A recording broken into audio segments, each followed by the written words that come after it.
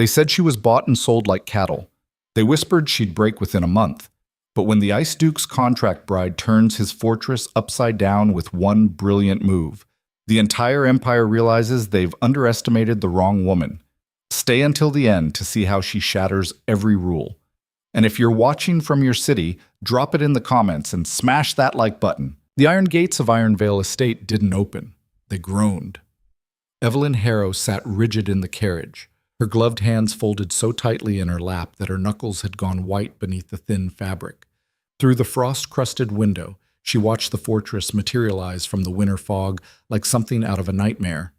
Black stone, sharp angles, towers that clawed at the gray sky like accusations.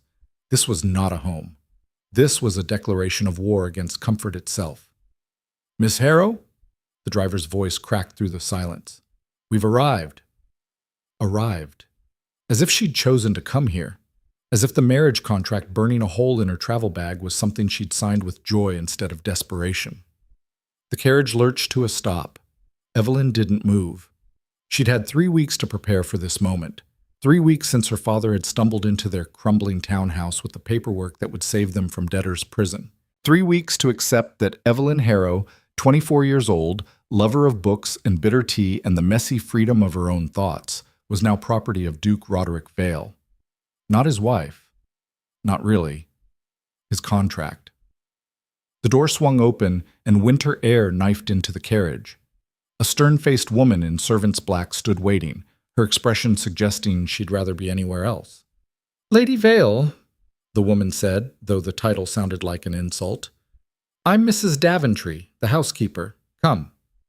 Evelyn stepped down into snow that crunched like breaking bones. Ironvale loomed over her, all sharp edges and calculated cruelty. The windows were dark. The courtyard was empty except for her single trunk being hauled away by a boy who wouldn't meet her eyes. Even the air tasted different here, thinner, colder, like the estate itself was rationing warmth. "The Duke is occupied," Mrs. Daventry said, already walking. "You'll be shown to your quarters. Dinner is at 8.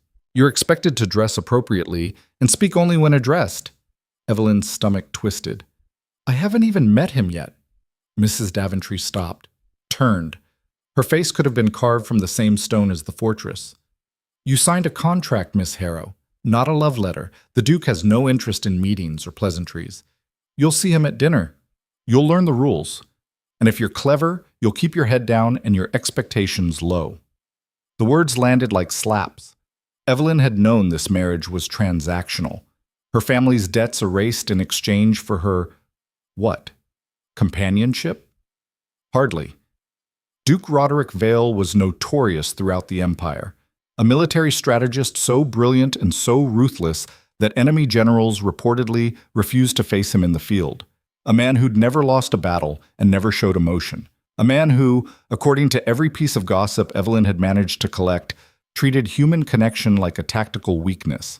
And now she was legally bound to him. "This way," Mrs. Daventry said. The interior of Ironvale was worse than the exterior. Grand, yes.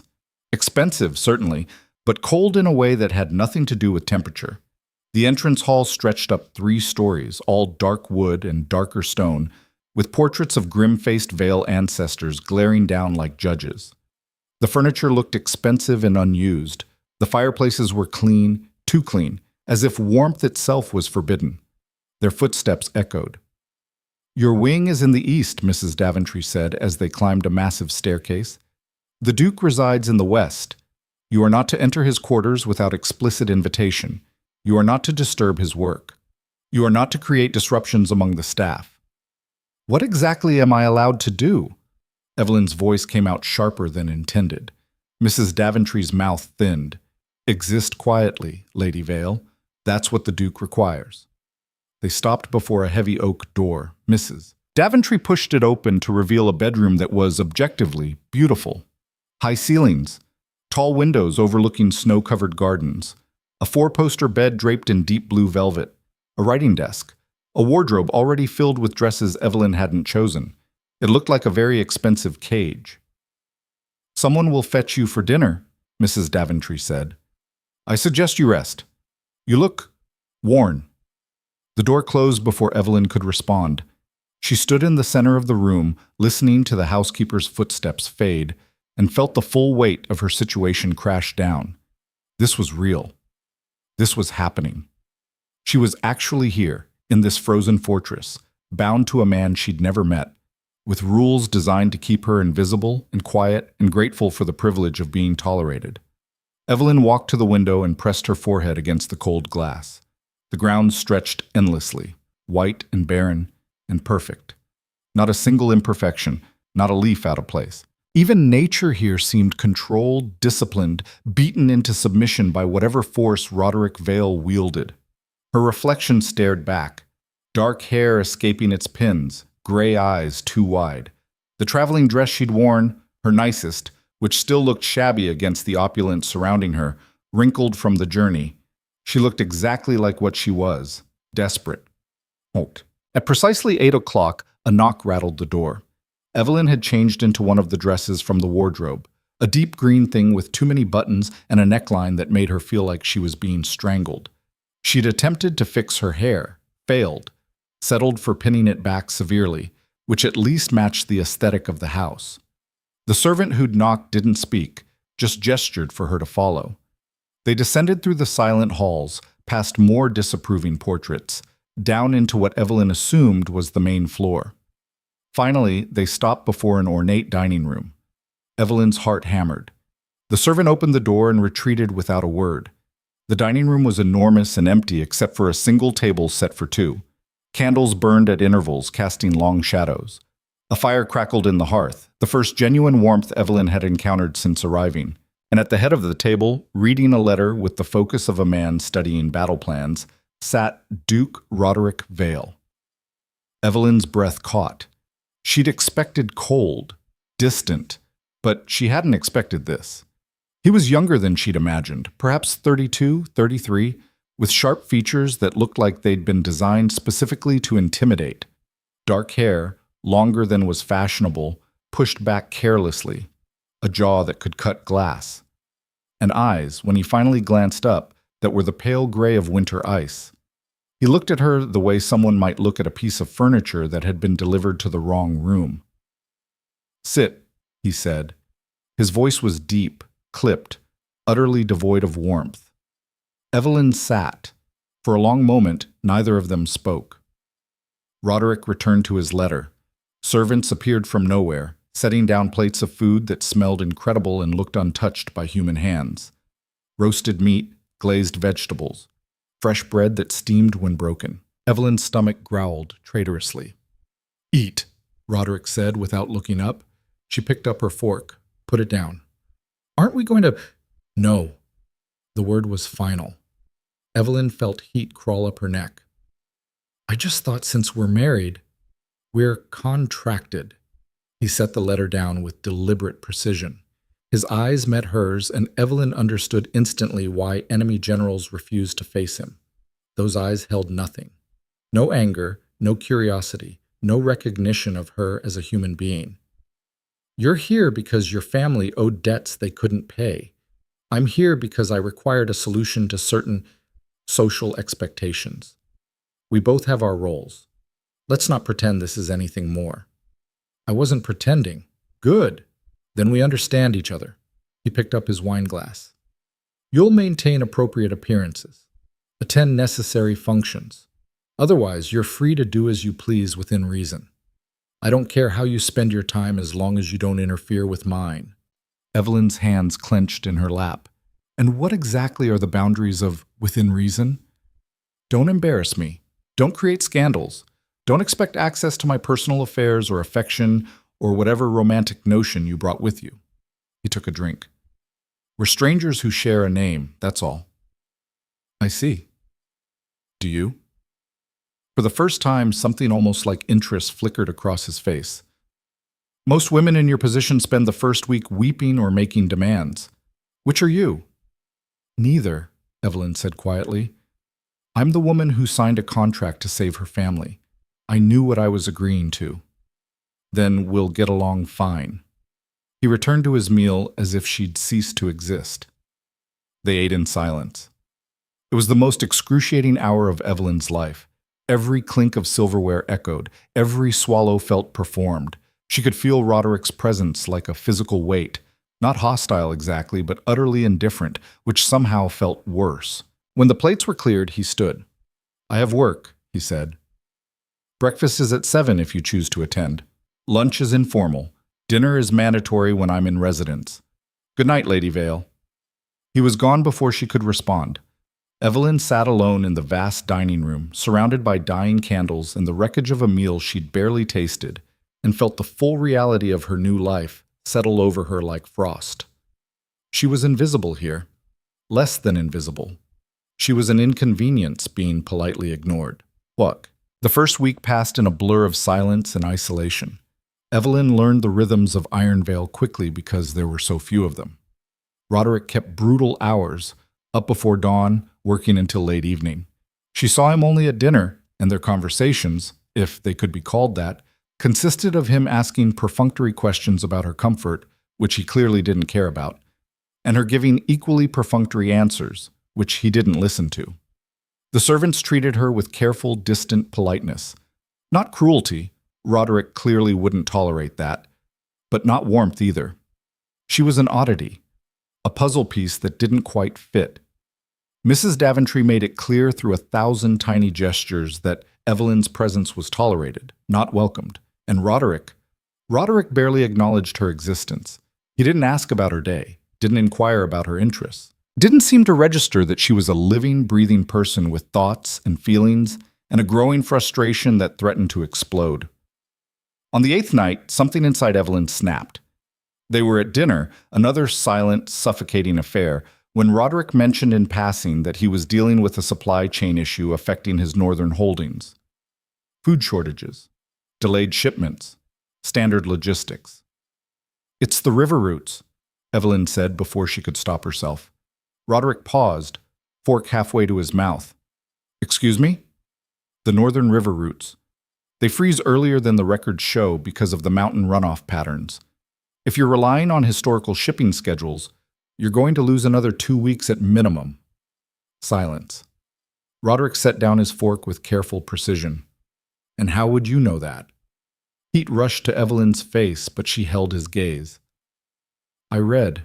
Before I came here, before my family lost everything, I had access to my father's library. Trade routes, weather patterns, agricultural yields. I found them interesting." Interesting. He said it like it was a foreign concept. "Yes, interesting." Her voice came out sharper than intended. "Some of us actually have thoughts beyond maintaining appropriate appearances."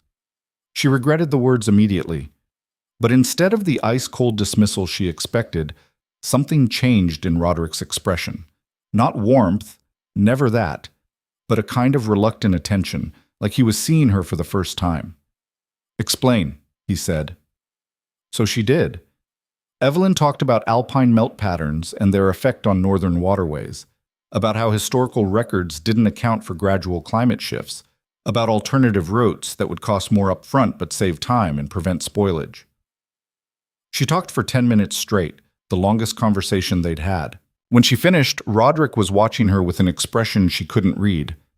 "You're right," he said finally. Evelyn blinked. "I'm what?" "Right. The routes I'd planned were based on outdated data." He picked up his wine, studied it. "Where did you learn to think strategically?" "I didn't learn. I just do." "Interesting," he said again. But this time, it sounded like he meant it. That night, dinner lasted 20 minutes longer than usual. They didn't discuss anything personal. Roderick seemed constitutionally incapable of personal conversation. But they talked about logistics, about trade, about the complex machinery of running a duchy the size of a small kingdom. And for the first time since arriving at Ironvale, Evelyn felt like something other than furniture. In fact, the shift was subtle but unmistakable. Roderick started asking her opinions. Casual questions at first. What did she think about a proposed tariff? Had she read anything about irrigation techniques? Did she have thoughts on a territorial dispute with a neighboring duchy?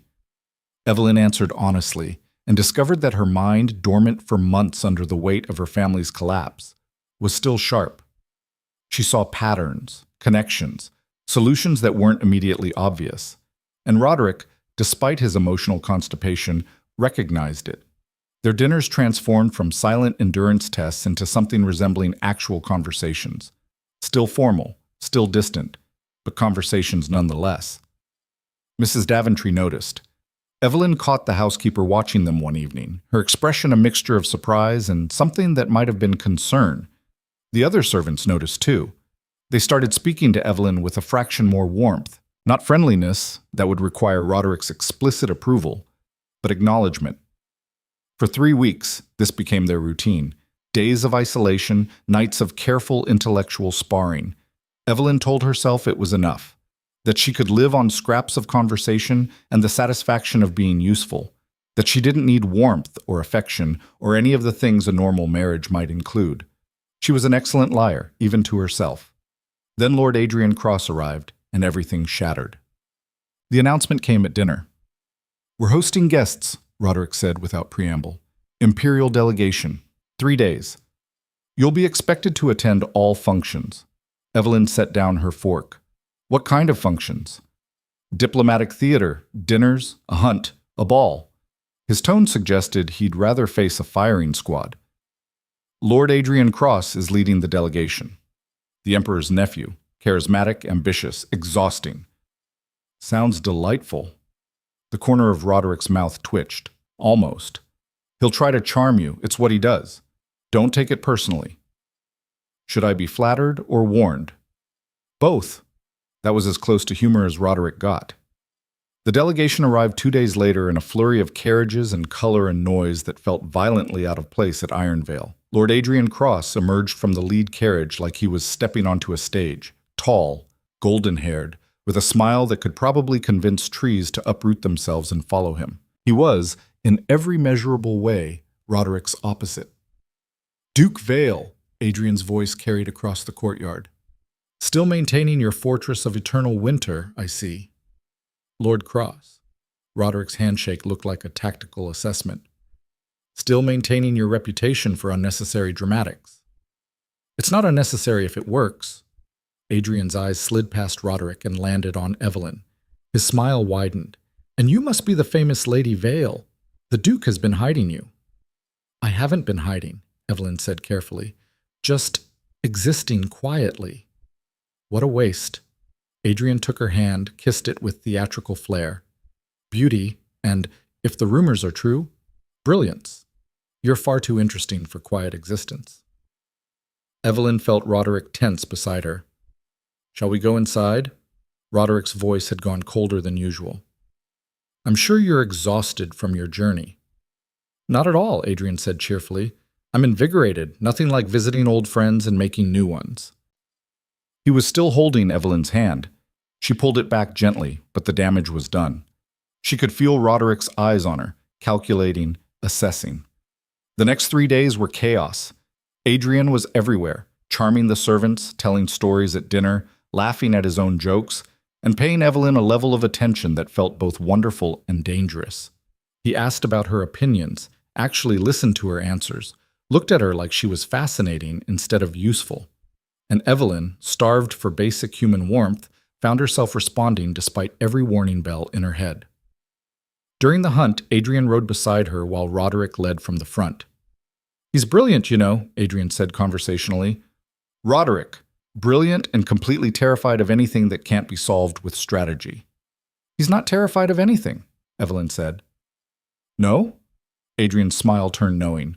"Then why does he look at me like I'm a threat every time I speak to you?" "You're imagining things." "Am I?" That evening, at dinner, Evelyn noticed it too. The way Roderick's jaw tightened when Adrian made her laugh. The way his hands clenched when Adrian leaned close to refill her wine. The way his eyes followed them with something that looked almost like, no, impossible. Roderick Vale didn't feel jealousy. He didn't feel anything. But that night, after the guests had retired, Roderick appeared at her door. "We need to discuss boundaries," he said without preamble. Evelyn tightened the sash of her robe. "It's nearly midnight." "I don't care." He stepped inside, closed the door. In the candlelight, his face looked different, harder, more intense. "Lord Cross is overstepping. He's being friendly. He's being calculating. Everything Adrian does is calculated. Roderick's voice was tight. And you're encouraging him. Something hot and angry flared in Evelyn's chest. I'm being polite, which is what you asked me to do. Maintain appropriate appearances, remember? There's a difference between politeness and... He stopped, exhaled sharply. You don't understand what he is. Then explain it to me. Evelyn crossed her arms. Because from where I'm standing, Lord Cross is the first person in this entire frozen fortress who's treated me like an actual human being instead of a contractual obligation. The words hung between them. Roderick's expression did something complicated. That's not... Isn't it? Evelyn's voice cracked. You don't want a wife, Roderick. You don't want companionship or conversation or anything that requires acknowledging I exist beyond our dinner debates. But you also don't want anyone else paying attention to me. So what exactly do you want? I want... He stopped. For the first time since she'd met him, Roderick Vale looked uncertain, lost. I don't know. The honesty of it struck her silent. They stood there, two strangers bound by ink and desperation, and Evelyn realized with sudden, terrible clarity that something had changed, that their careful distance had eroded without either of them noticing, that the man standing in her doorway, rigid with emotions he couldn't name, was no longer quite as frozen as he pretended to be. I should go, Roderick said quietly. Yes, Evelyn whispered. You should. He didn't move. Neither did she. Finally, Roderick turned and left without another word, and Evelyn stood alone in her beautiful cage, wondering what the hell had just happened and whether she'd imagined the look in his eyes, hungry and confused and almost desperate, before he'd walked away. Outside, winter wind rattled the windows. Inside, something dangerous was beginning to thaw.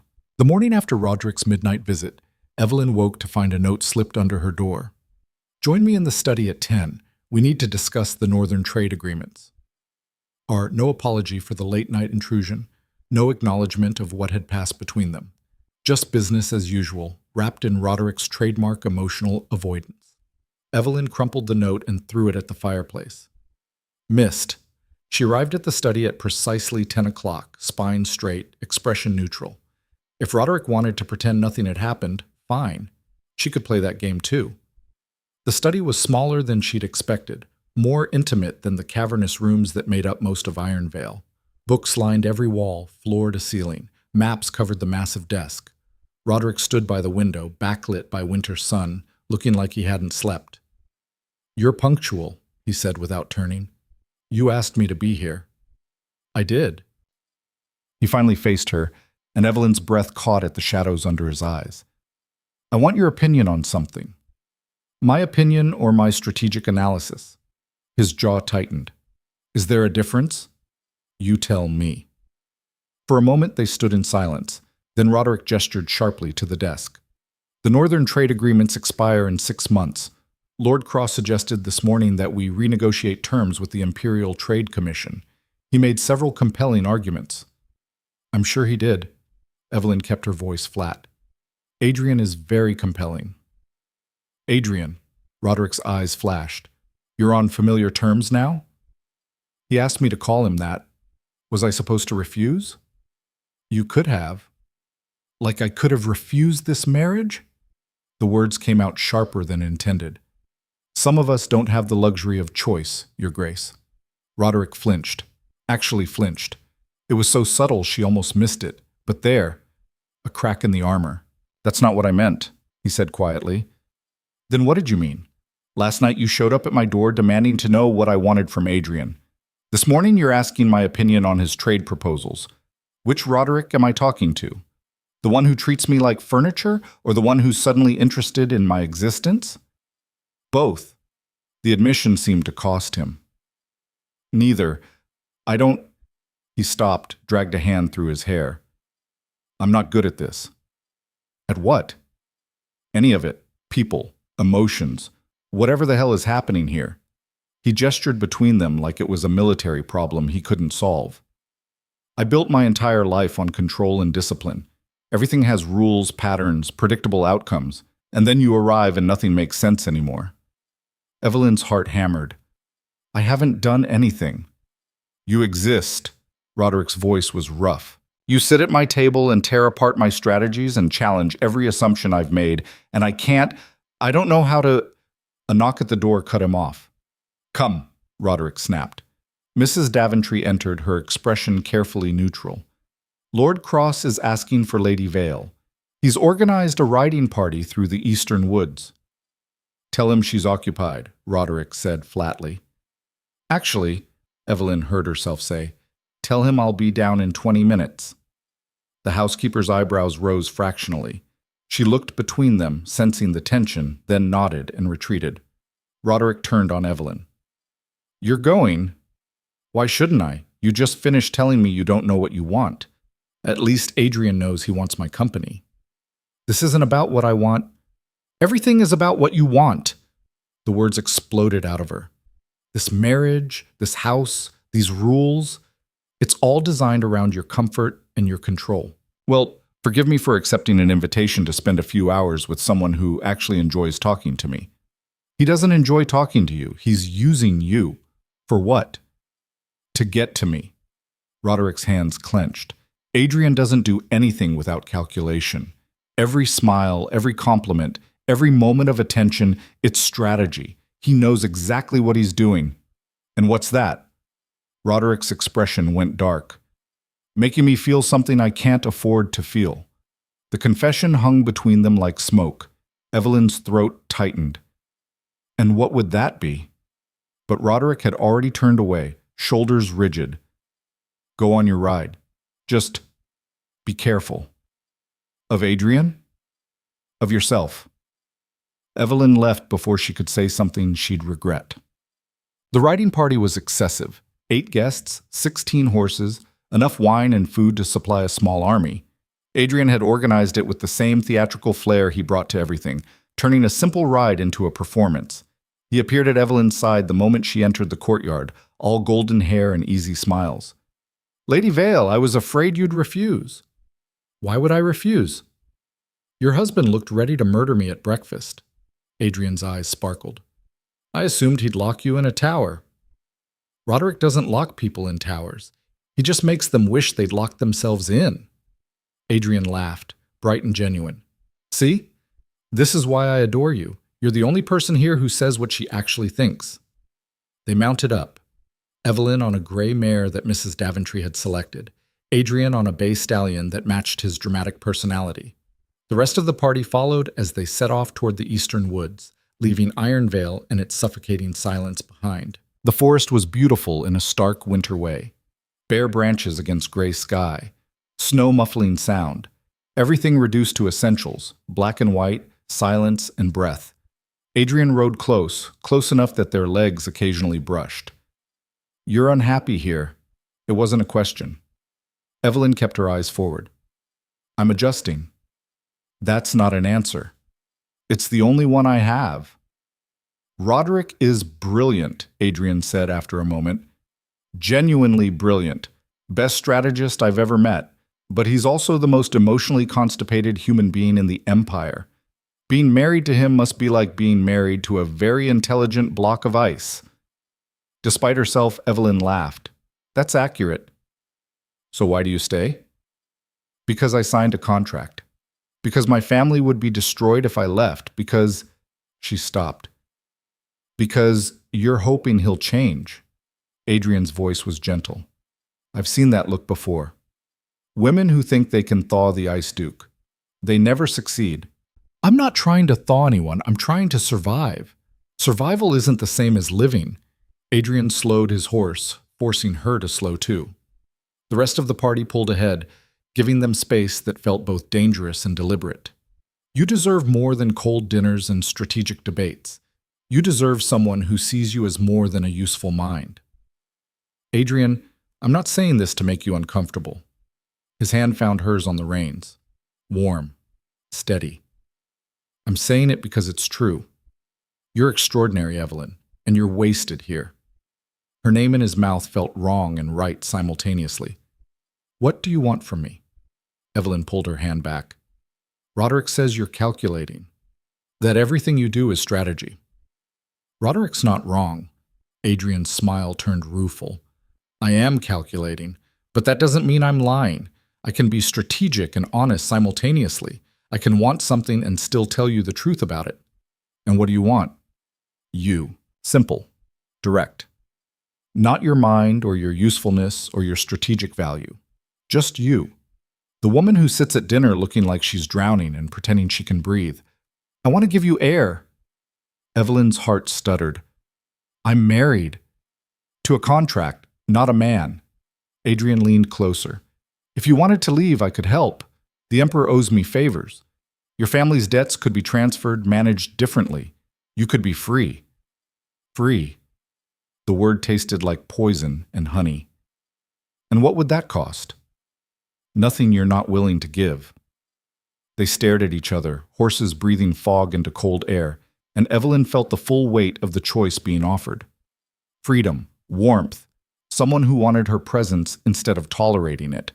All she had to do was betray the man who'd never claimed her heart, but somehow occupied it anyway. I need to think, she whispered. Of course. Adrian straightened, smile returning. But think quickly. The delegation leaves in 2 days. After that, the offer expires. They rejoined the party as if nothing had happened, but something had. Evelyn could feel it shifting beneath her ribs, possibility and danger tangled together. That night's dinner was brutal. Roderick was in a foul mood, snapping at servants and barely touching his food. Adrian was his usual charming self, telling stories about court intrigue that had the other guests laughing, and Evelyn sat between them like a rope in a tug-of-war, feeling the tension pull from both sides. Lady Vale, one of the guests, a minor lord whose name Evelyn couldn't remember, said suddenly, Lord Cross tells us you have remarkable insights into trade policy. How unusual for a woman. The table went quiet. Evelyn set down her fork carefully. Unusual or inconvenient? I meant no offense. Of course you did. She kept her voice pleasant.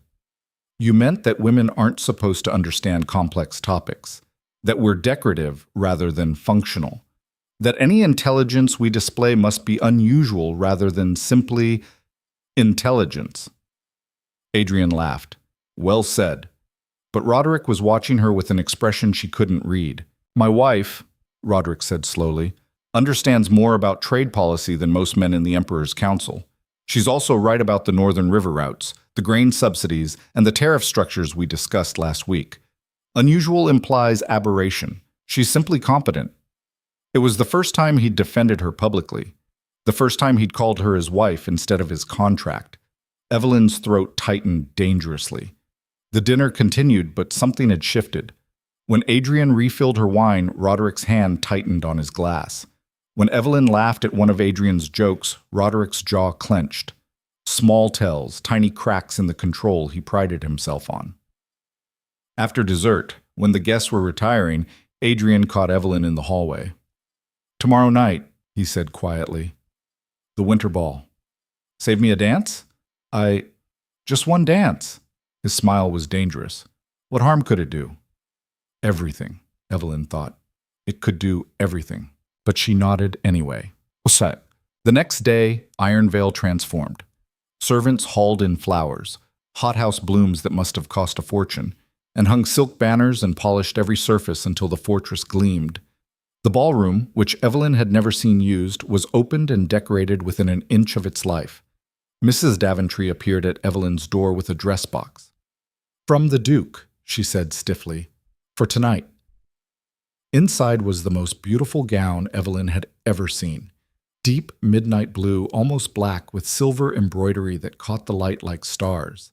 The neckline was daring. The fabric was expensive enough to feed a family for months. It was everything the contract bride wasn't supposed to be. Visible, beautiful, impossible to ignore. Evelyn stared at it for a long time before she understood what Roderick was doing. He was claiming her, publicly, putting her on display not as an obligation, but as something worth displaying. The question was why. That evening, Evelyn descended the grand staircase feeling like an imposter in her own skin. The dress fit perfectly. Of course it did. Roderick never did anything without precision. And her hair had been styled by servants who'd appeared without being summoned. The ballroom was already full. Music played. Couples danced.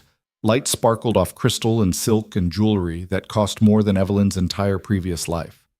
And at the base of the stairs, waiting with an expression that looked almost hungry, stood Roderick. He was in formal military dress, black with silver accents that matched her gown exactly. His hair was pushed back. His jaw was tight, and when his eyes met hers, something electric passed between them. "You look—" He stopped, started again. "The dress fits." "It's beautiful," Evelyn said quietly. "Thank you. It's accurate." His voice was rough. "You should always look like this, like something worth fighting for." Before she could respond, Adrian appeared at her elbow. "Lady Vale?" He bowed with theatrical flair. "You're stunning. May I claim the first dance?" Actually, Roderick's hand shot out, catching Evelyn's wrist. Not hard, but possessive. "My wife's first dance is mine." The emphasis on wife was deliberate. Adrian's smile didn't falter, but his eyes went sharp. "Of course. How thoughtless of me." Roderick led Evelyn onto the dance floor without another word. His hand settled on her waist, warm even through the fabric. Her hand found his shoulder. They moved into position like soldiers preparing for battle. The music started. They danced. Roderick was unsurprisingly, technically perfect. Every step precise, every turn calculated. But there was something else beneath the control. Something almost desperate in the way he held her, like she might disappear if he loosened his grip. "You're angry," Evelyn said quietly. "I'm furious." "At Adrian?" "At myself." His eyes met hers. "For bringing you here. For thinking I could keep you at arm's length. For being so convinced I didn't need—" He stopped. "Need what?" "This."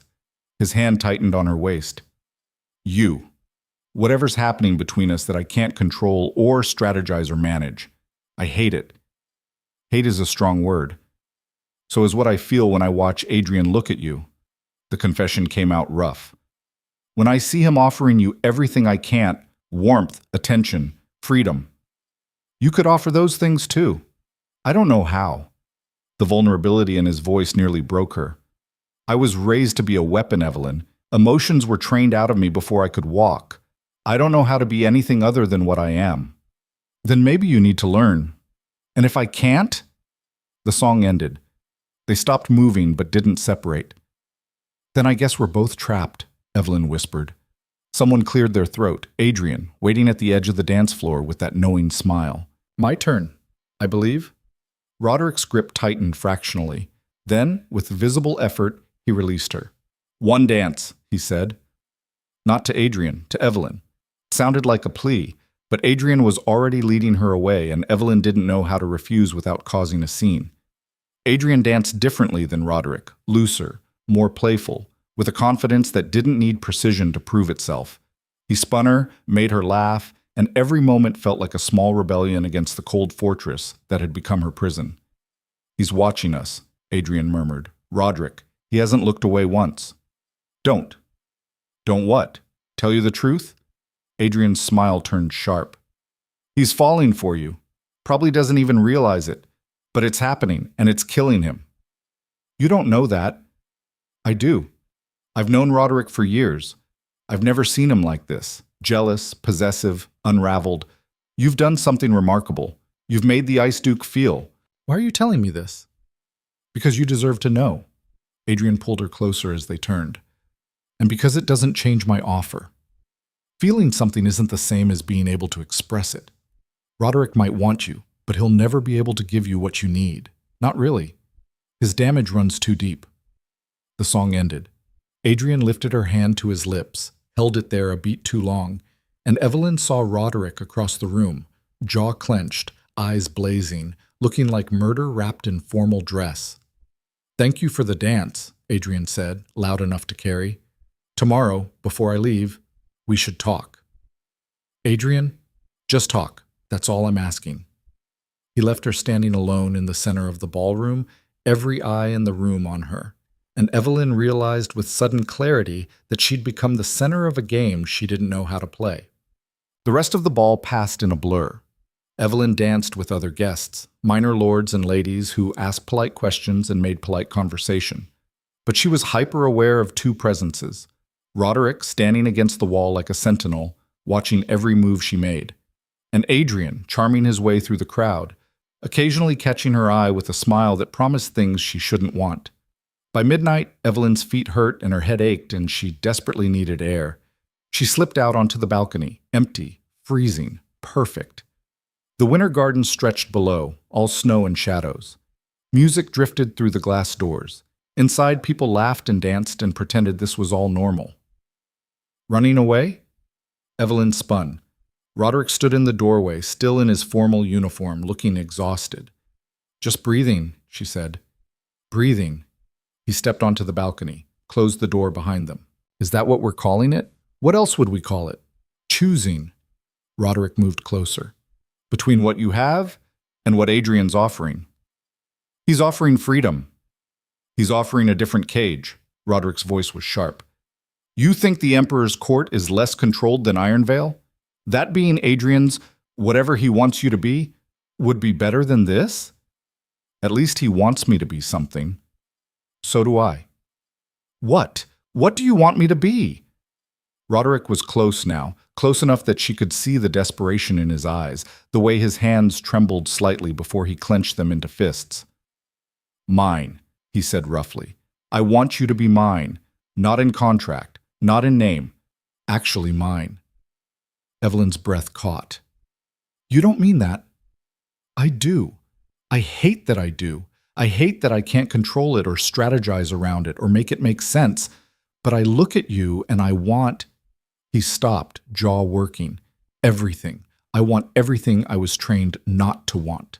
And it's destroying me." "Roderick, don't choose him." The words came out broken. "Don't leave. I know I can't give you what he can, but I'm trying. I swear I'm trying to figure out how to be something other than what I am." "Why now? Why not 3 months ago when I first arrived?" "Because I didn't know." His voice cracked. "I didn't know what you'd become. I thought I could keep you at distance. I thought if I just maintained control, everything would stay predictable.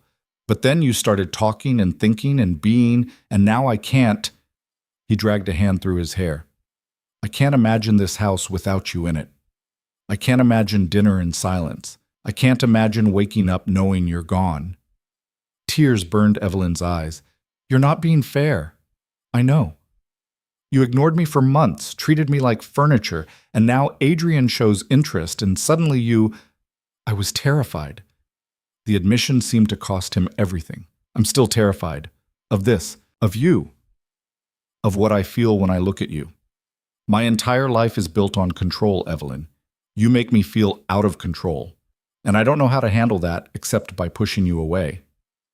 "So you push me away and then get angry when someone else pulls me close?" "Yes. Simple. Honest. I'm a hypocrite and an emotional disaster and probably everything Adrian says I am. But I'm asking you—" His voice dropped. "Stay. Please. Give me time to figure out how to do this right." The ballroom doors burst open. Adrian stepped out, took in the scene, Roderick and Evelyn standing too close, tension crackling between them, and his smile turned predatory. "Am I interrupting?" "Yes," Roderick said flatly. "No," Evelyn said at the same time. Adrian's eyebrows rose. "Which is it?" "Lord Cross." Roderick's voice went cold. "Perhaps you should retire. It's late. Perhaps Lady Vale should decide what she wants." Adrian looked at Evelyn. "We were supposed to talk tomorrow. But why wait?" "Evelyn, I meant what I said. I can free you from this. All of it. Your family's debts, this marriage, this fortress. You could leave with me when the delegation departs. Start over." "Don't," Roderick said quietly. "Don't do this." "Why not? Because you finally realized what you're losing?"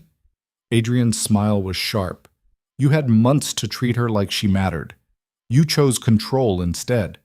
Actions have consequences." "This isn't about consequences. This is about you manipulating to—" "Manipulating what? Offering her a choice, so showing her there are options beyond cold dinners and colder beds?" "Enough." Evelyn's voice cut through them both.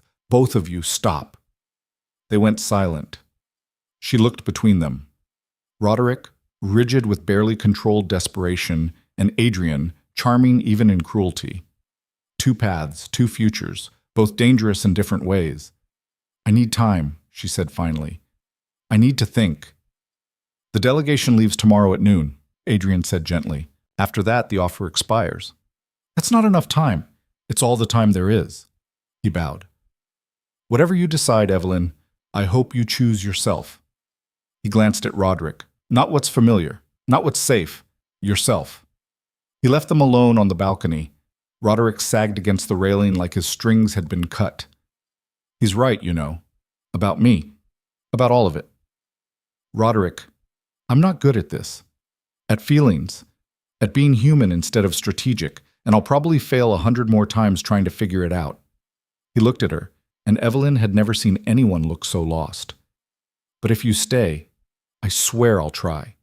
Every day. I'll try to be what you deserve. And if you can't, then at least you'll know I tried. He reached for her hand, stopped himself. I can't compete with what Adrian's offering, I know that. But I can offer you honesty, and I can tell you that losing you would break something in me I didn't know could break. Snow started falling, soft, silent, like the sky was crying. Evelyn looked at the man who'd ignored her for months and the ghost of the one who'd offered her everything and realized she was standing at a crossroads with no map. I need to be alone, she whispered. Roderick nodded, stepped back. Whatever you decide, I'll respect it. He walked away, shoulders rigid, and Evelyn stood alone in the falling snow, wondering when her life had become a choice between two different kinds of drowning. Inside, the music played on. Outside, winter deepened. And somewhere in the space between, Evelyn's heart made a decision her mind wasn't ready to accept yet. Evelyn didn't sleep. She stood at her window watching snow fall until her eyes burned and her breath fogged the glass. Every time she closed her eyes, she saw two faces. Roderick's desperate confession, Adrian's knowing smile. Two futures, two cages dressed in different colors. At dawn, she made her decision, then immediately questioned it. By the time Mrs. Daventry knocked with breakfast, Evelyn had changed her mind 3 times and settled on a plan that felt less like choice and more like inevitable disaster. The Duke requests your presence in his study, Mrs. Daventry said, setting down the tray with deliberate precision. When you're ready. Is Lord Cross? The delegation prepares to depart at noon. Lord Cross asked me to inform you he'll be in the West Gardens until then. Should you wish to speak with him? The housekeeper's face revealed nothing, but Evelyn caught the slight emphasis on should. Even the servants had chosen sides. Thank you, Mrs. Daventry. The woman paused at the door. For what it's worth, Lady Vale, I've served this house for 20 years. I've never seen the Duke look at anyone the way he looks at you, not with calculation, with fear. She left before Evelyn could respond. Evelyn dressed mechanically, a simple day dress, hair pinned back, no jewelry, armor of a different kind. Then she walked through Ironvale's silent corridors toward Roderick's study, each step feeling like marching toward execution. She found him at his desk, surrounded by papers he clearly wasn't reading. He looked up when she entered, and the hope that flashed across his face nearly destroyed her. You came, he said quietly. You asked me to. I wasn't sure you would. He stood, moved around the desk but didn't approach, keeping distance, giving her space. Did you decide? I did. Evelyn's hands twisted together. But I need to understand something first.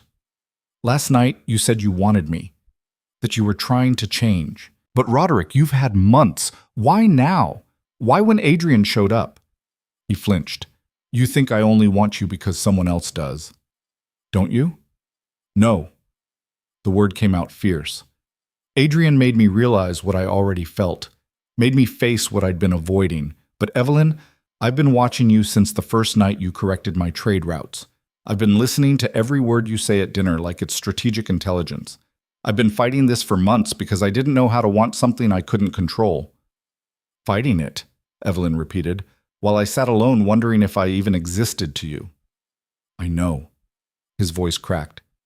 I know I failed you. I thought distance would protect us both. I was wrong. You were cruel. Yes. The honesty of it struck her silent. Roderick took a careful step forward. If you choose to leave with Adrian, I'll arrange everything. Your family's debts will be cleared. You'll have your freedom. I'll make sure of it. Why would you do that? Because I love you. The words came out rough, unpracticed, like he was speaking a foreign language. I don't know when it happened or how to do it right, but I love you. And that means wanting you to be happy, even if it's not with me. Evelyn's vision blurred. You can't just say that now. I should have said it weeks ago, months ago, the first time you smiled at something I said, and I forgot how to breathe. He was closer now, close enough to touch. But I was terrified. I'm still terrified. This feeling, it's bigger than strategy, bigger than control. It could destroy me. Love isn't supposed to destroy you. Then I'm doing it wrong. A bitter laugh. I probably am. But Evelyn, if you give me another chance, I swear I'll learn. I'll fail and mess up and disappoint you 100 times. But I'll try. Every single day I'll try to be worthy of you. Evelyn looked at him. This brilliant, damaged man who'd built walls so high he couldn't see over them, and felt her carefully constructed decision crumble. I need more than trying, she whispered. I need you to actually let me in. No more separate wings, no more cold distance. If I stay as your actual wife. Not a contract, not an arrangement, a partner. Yes. No hesitation. Anything. I need you to trust me with the parts of yourself you keep locked away, the fears, the failures, the human mess underneath all that control. That's harder than battle. But he nodded. I'll try. And I need time, real time. Not Adrian's deadline, not society's expectations. Time to see if what you feel right now lasts when the threat is gone. Roderick's jaw tightened. You're still considering leaving. I'm considering staying, Evelyn corrected, but on my terms. Not because I'm trapped or obligated or afraid, because I choose to. And if I agree to all of this, will you stay? The study door crashed open. Mrs. Daventry stood there, face pale. Your Grace, you need to come. Now. I'm occupied. The delegation is leaving early. Lord Cross says there's been a development. Something about imperial orders. Her eyes darted to Evelyn. He's asking for Lady Vale specifically. Roderick went very still. What kind of development? He didn't say, but he insists it's urgent. They found Adrian in the entrance hall, already dressed for travel, his usual charm replaced by something sharper. The other delegation members clustered near the doors, clearly anxious to depart. Roderick, Adrian's greeting was clipped. We have a problem. Explain. The Emperor received intelligence last night. There's a plot. Minor nobles planning to challenge the trade agreements. They think you've been too accommodating to the northern provinces. They want the deals renegotiated or they're threatening to block grain shipments to the capital. Roderick's expression went cold. Who? Does it matter? The point is, the Emperor wants this handled before it becomes a crisis. He's sending me to mediate. Adrian's eyes flicked to Evelyn. And he specifically requested Lady Vale's assistance. The words hit like a physical blow. Absolutely not, Roderick said flatly. It's not a request. It's an imperial summons. Adrian pulled a sealed letter from his coat. Read it yourself. Roderick snatched the letter, broke the seal. Evelyn watched his face go from cold to furious as he read. This is insane, Roderick said. The Emperor wants my wife, my untested, unpresented wife, to mediate trade negotiations? He wants the woman who identified the river route problem and restructured your northern supply chains in 3 weeks. Adrian's voice was calm. Her insights reached the capital, Roderick. People are talking. The Emperor thinks fresh perspective might prevent war. Or it's a convenient excuse to remove her from Ironvale. Roderick's hands crumpled the letter. This has your fingerprints all over it. Believe what you want, but that's an imperial seal. Defying it has consequences. Evelyn's mind raced. This couldn't be coincidence. Adrian showing up, the sudden plot, the perfectly timed summons. It was too neat, too convenient. How long? She asked quietly. Adrian turned to her. The negotiations could take weeks, maybe a month. A month in the capital, Roderick said, under Adrian's supervision, away from Ironvale. How convenient. I didn't engineer this. You didn't have to. You just had to mention her name in the right ears. Suggest her brilliance, plant the seeds. The Emperor did the rest.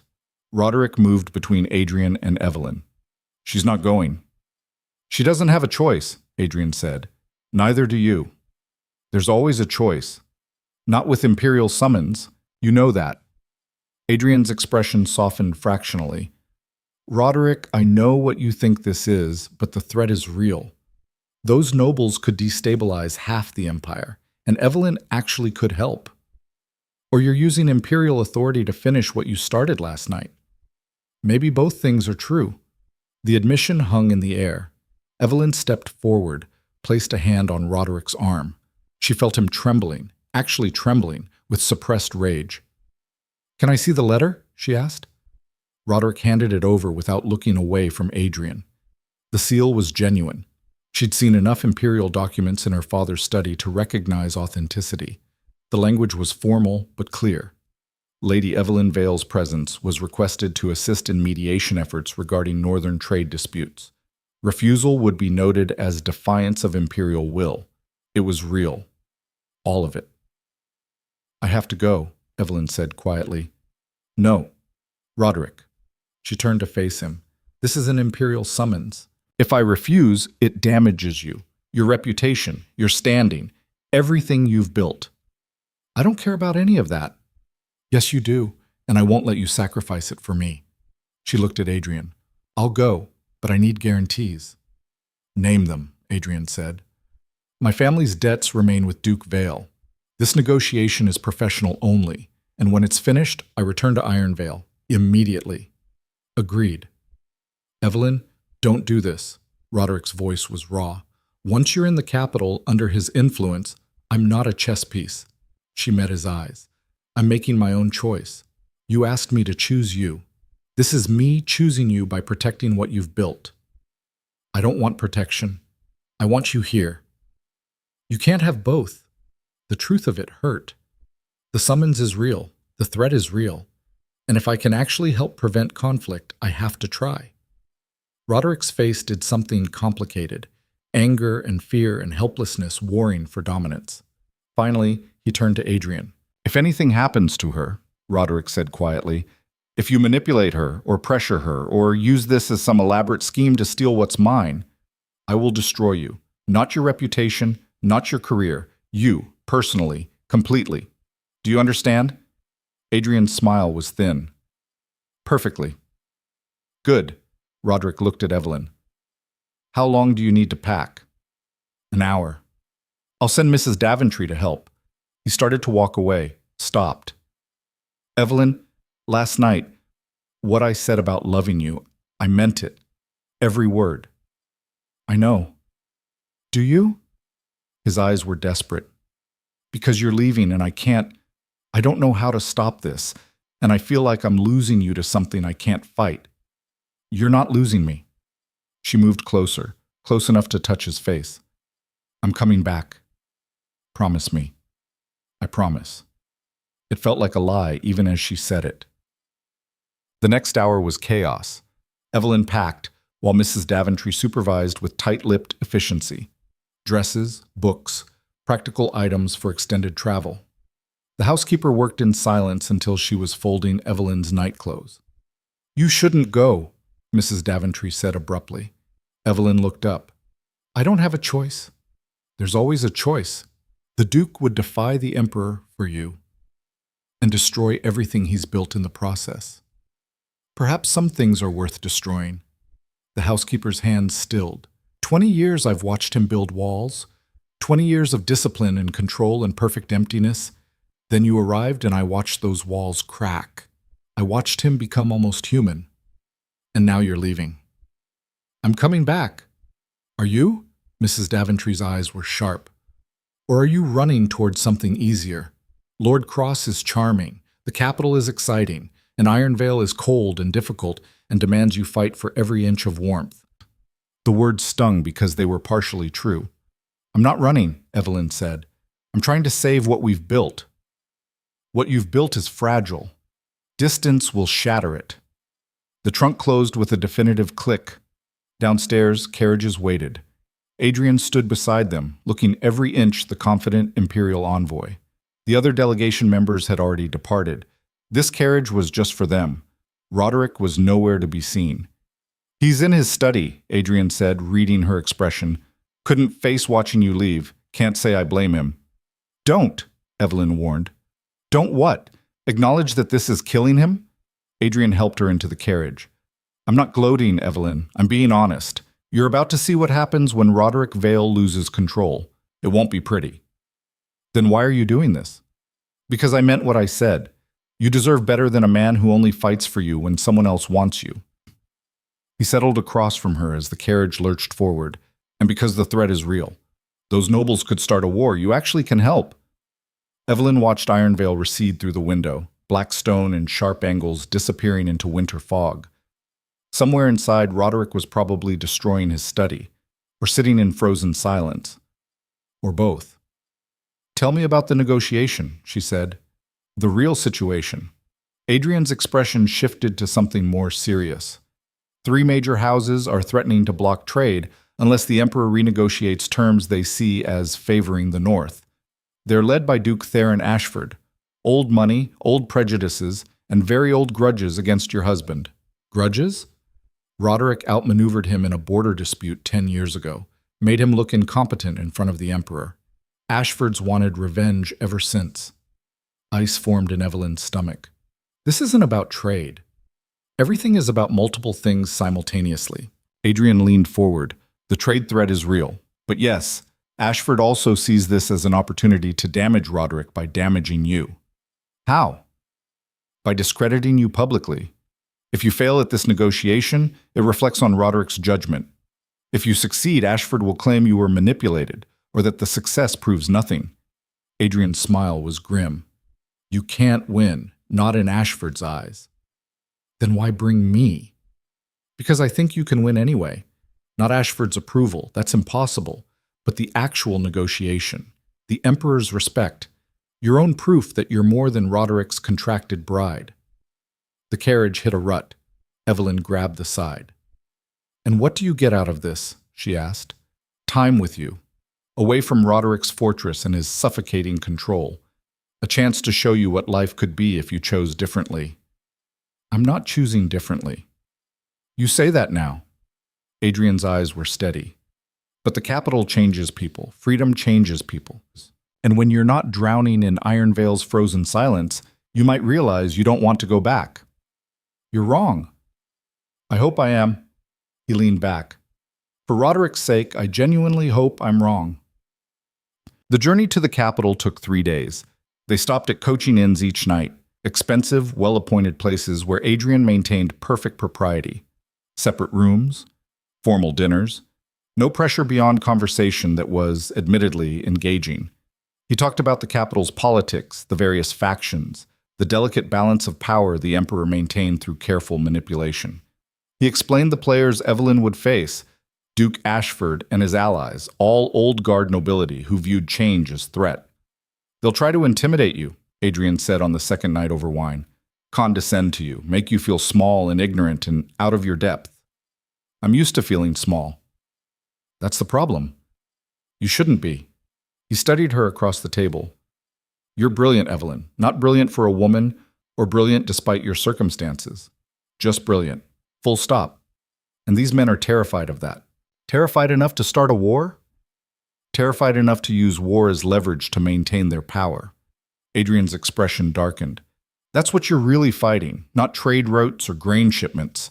Their desperate need to keep the world they understand from changing. Sounds familiar, Evelyn said quietly. Does it? Roderick built his entire life on control and predictability. Change terrifies him too. But he's trying to change. That matters. Adrian refilled her wine. The question is whether trying is enough. They arrived at the capital on the afternoon of the 3rd day. Evelyn had never seen anything like it. A sprawling city of white stone and golden domes, thousands of people moving through streets like blood through veins. The noise alone was overwhelming after Iron Vale's silence. Adrian had secured rooms in the Imperial Quarter, a suite of apartments that made Iron Vale look austere by comparison. Rich fabrics, art on every wall, windows overlooking gardens that bloomed despite winter. "The negotiations start tomorrow," Adrian said as servants unpacked her things. "Duke Ashford requested a formal dinner tonight, introduction purposes." "How kind." "It won't be kind. It'll be warfare with better silverware." He paused at the door. "Whatever he says, don't let him shake you. You belong here as much as he does." Left alone, Evelyn stood at the window watching the city breathe and felt completely unmoored. 3 days ago, she'd been at Iron Vale, caught between two men and two futures.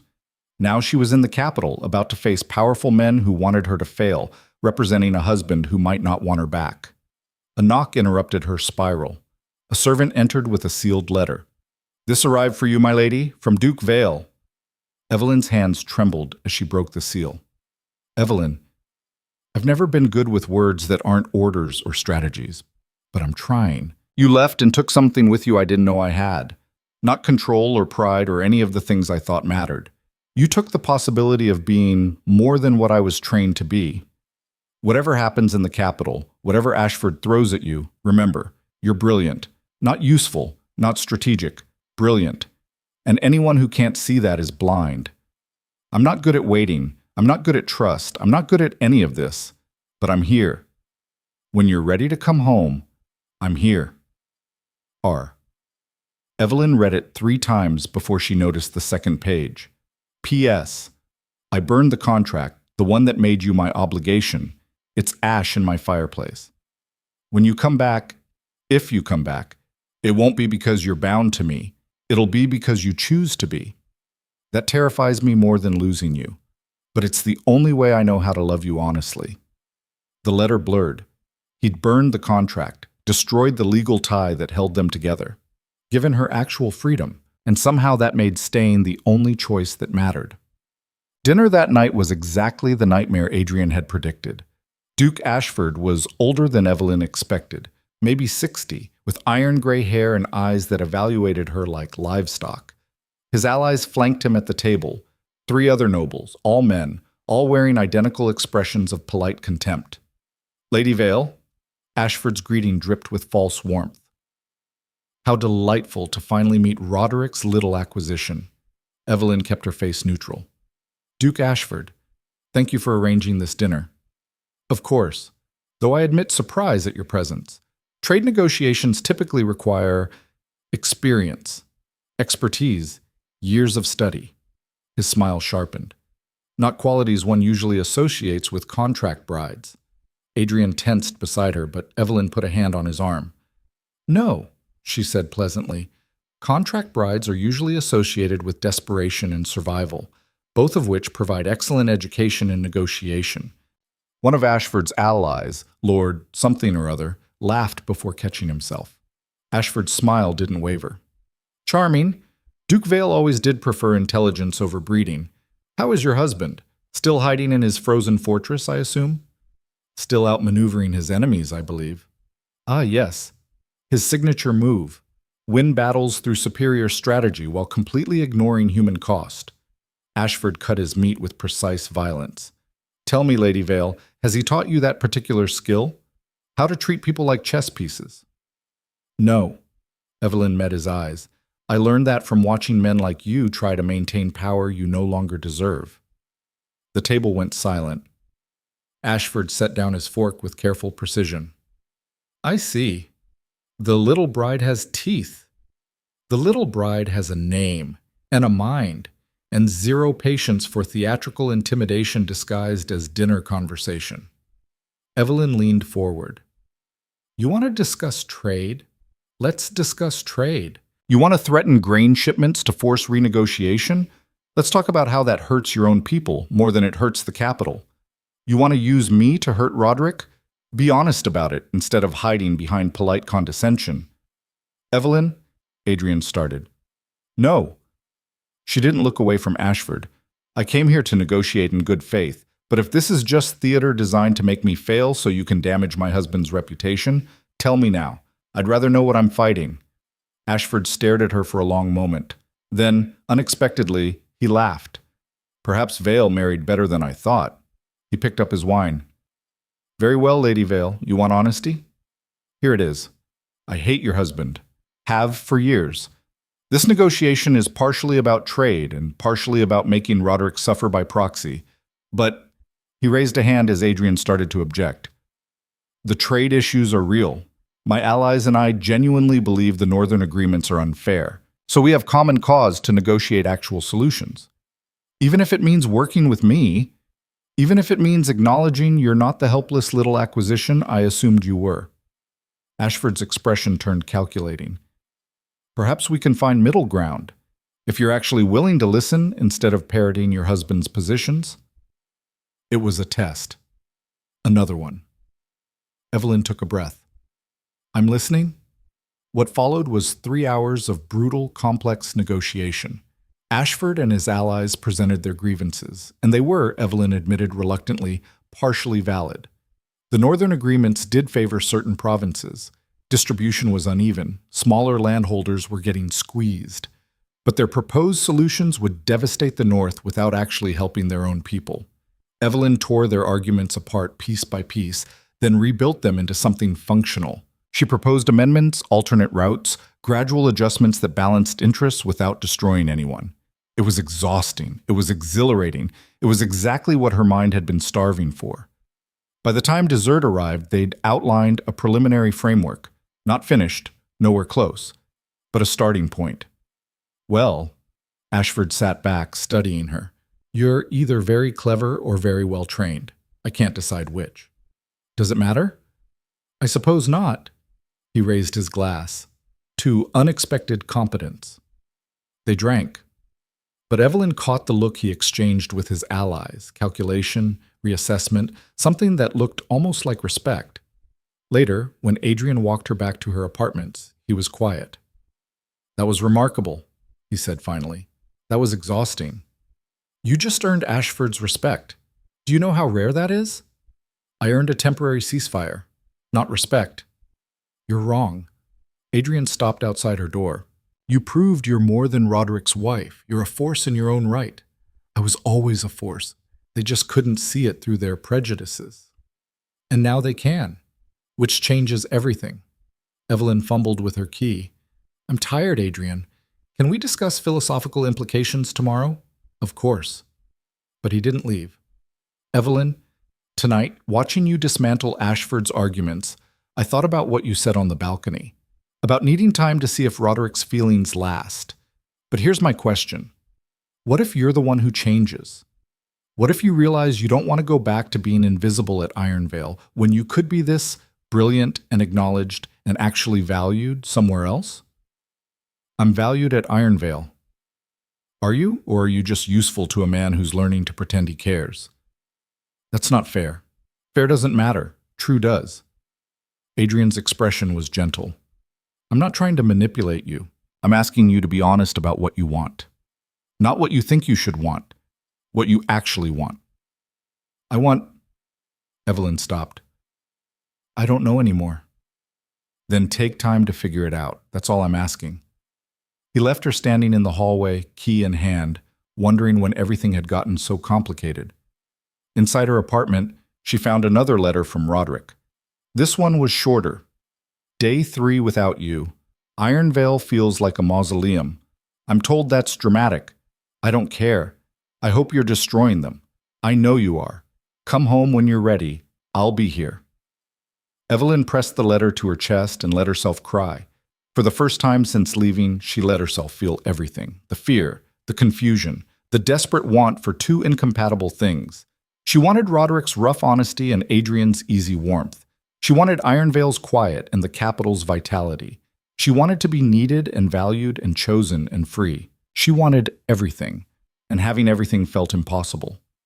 Outside, the capital glittered with light and life. Inside, Evelyn sat alone in expensive emptiness and wondered if she'd made the worst mistake of her life by coming here, or if staying at Ironvale would have been worse. She fell asleep still undecided, Roderick's letters clutched in one hand, and dreamed of frozen fortresses and burning contracts, and choices that felt less like freedom and more like drowning in slow motion. The negotiations consumed the next 2 weeks. Evelyn worked 18-hour days, mediating between Ashford's faction and imperial representatives, restructuring agreements line by line. It was brutal, complex work that required every ounce of intelligence and strategy she possessed. And she was thriving. Adrian watched with something like pride as she dismantled centuries of entrenched interests and rebuilt them into something functional. The other negotiators, initially dismissive, began seeking her opinions first, trusting her analysis over their own advisors. Evelyn Harrow, the contract bride, had become Evelyn Vale, the negotiator everyone needed. Letters from Roderick arrived every 3 days, short, honest, increasingly desperate. Week 1. I'm not sleeping. Mrs. Daventry says that's normal when you miss someone. I wouldn't know. I've never missed anyone before. Week 2. I reorganized the entire northern supply chain using your suggestions. Everyone thinks I'm brilliant. They're wrong. You're brilliant. I'm just stealing your ideas. Week 3. I hate this. I hate waiting. I hate not knowing. I hate that I destroyed the contract and now have no legal claim to you returning. But I'd do it again. Freedom matters more than possession, even if it kills me. Each letter made her ache, but each day in the capital made her stronger. On the morning of the 3rd week, Duke Ashford requested a private meeting. They met in his study, dark wood and old money, intimidating by design. But Evelyn had stopped being intimidated somewhere around the 15th hour of negotiation. Lady Vale, Ashford gestured to a chair.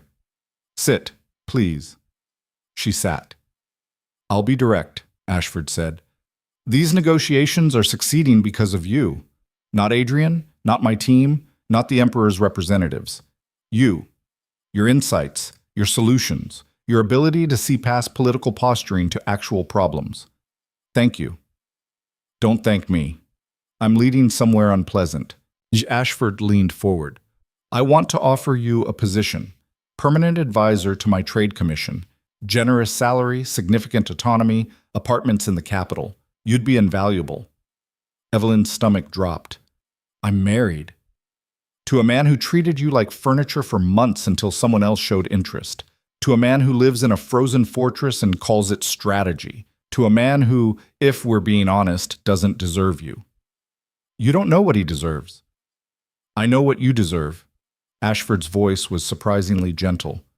Recognition, respect, work that challenges you instead of silence that suffocates you. I'm offering you that. Take it. And betray my husband in the process? Is it betrayal to choose yourself? The question landed like a knife. Evelyn stood. I need to think. Of course. But Lady Vale, think quickly. These negotiations conclude in 3 days. After that, you return to Ironvale or you don't. The choice is yours. She left his study feeling like the walls were closing in. That night, Adrian found her on the balcony of her apartment, staring at the city lights. Ashford made you an offer, he said. Not a question. How did you know? Because I would have done the same thing. Adrian stood beside her. You're too valuable to waste on being Roderick Vale's occasional dinner companion. Is that what you think I am?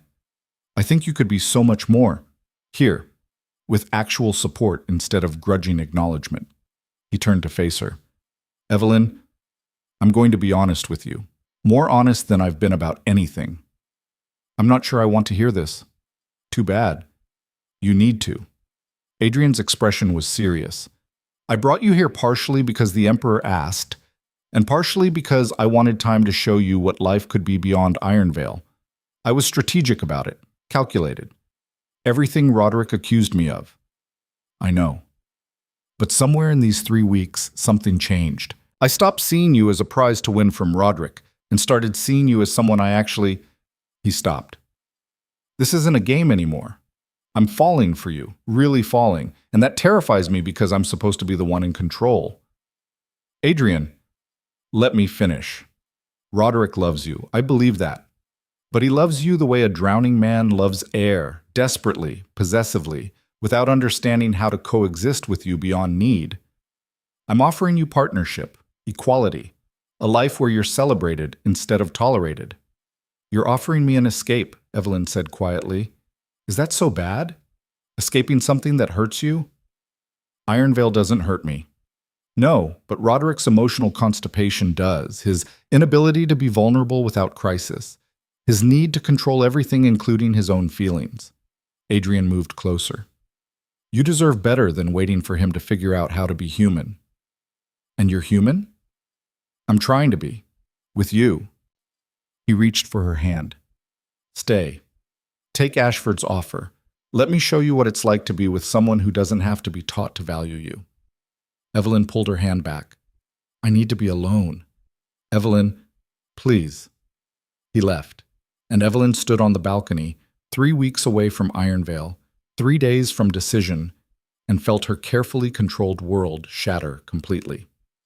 She had 3 choices: return to Roderick and hope his attempts at change were real, stay in the capital with Adrian and accept a life of recognition and warmth, take Ashford's offer and choose neither man, just herself and her work. All 3 terrified her for different reasons. The next morning, she received a letter that changed everything. Not from Roderick, from Mrs. Daventry. Lady Vale, I'm writing to inform you that Duke Vale collapsed 3 days ago. Exhaustion, the physicians say. Lack of sleep and food. He's been working himself to death since you left, trying to prove he can change, trying to become whatever he thinks you need. He doesn't know I'm writing this. He'd be furious if he did. But you should know, the man is destroying himself in your absence, not because he's weak, because he's fighting 20 years of training that taught him to feel nothing, and he's losing. I don't know what's happening in the capital. I don't know what choices you're facing, but I know this. If you're not coming back, tell him. Let him grieve instead of hope. It's kinder. Mrs. D. Evelyn read the letter 5 times, hands shaking worse each time.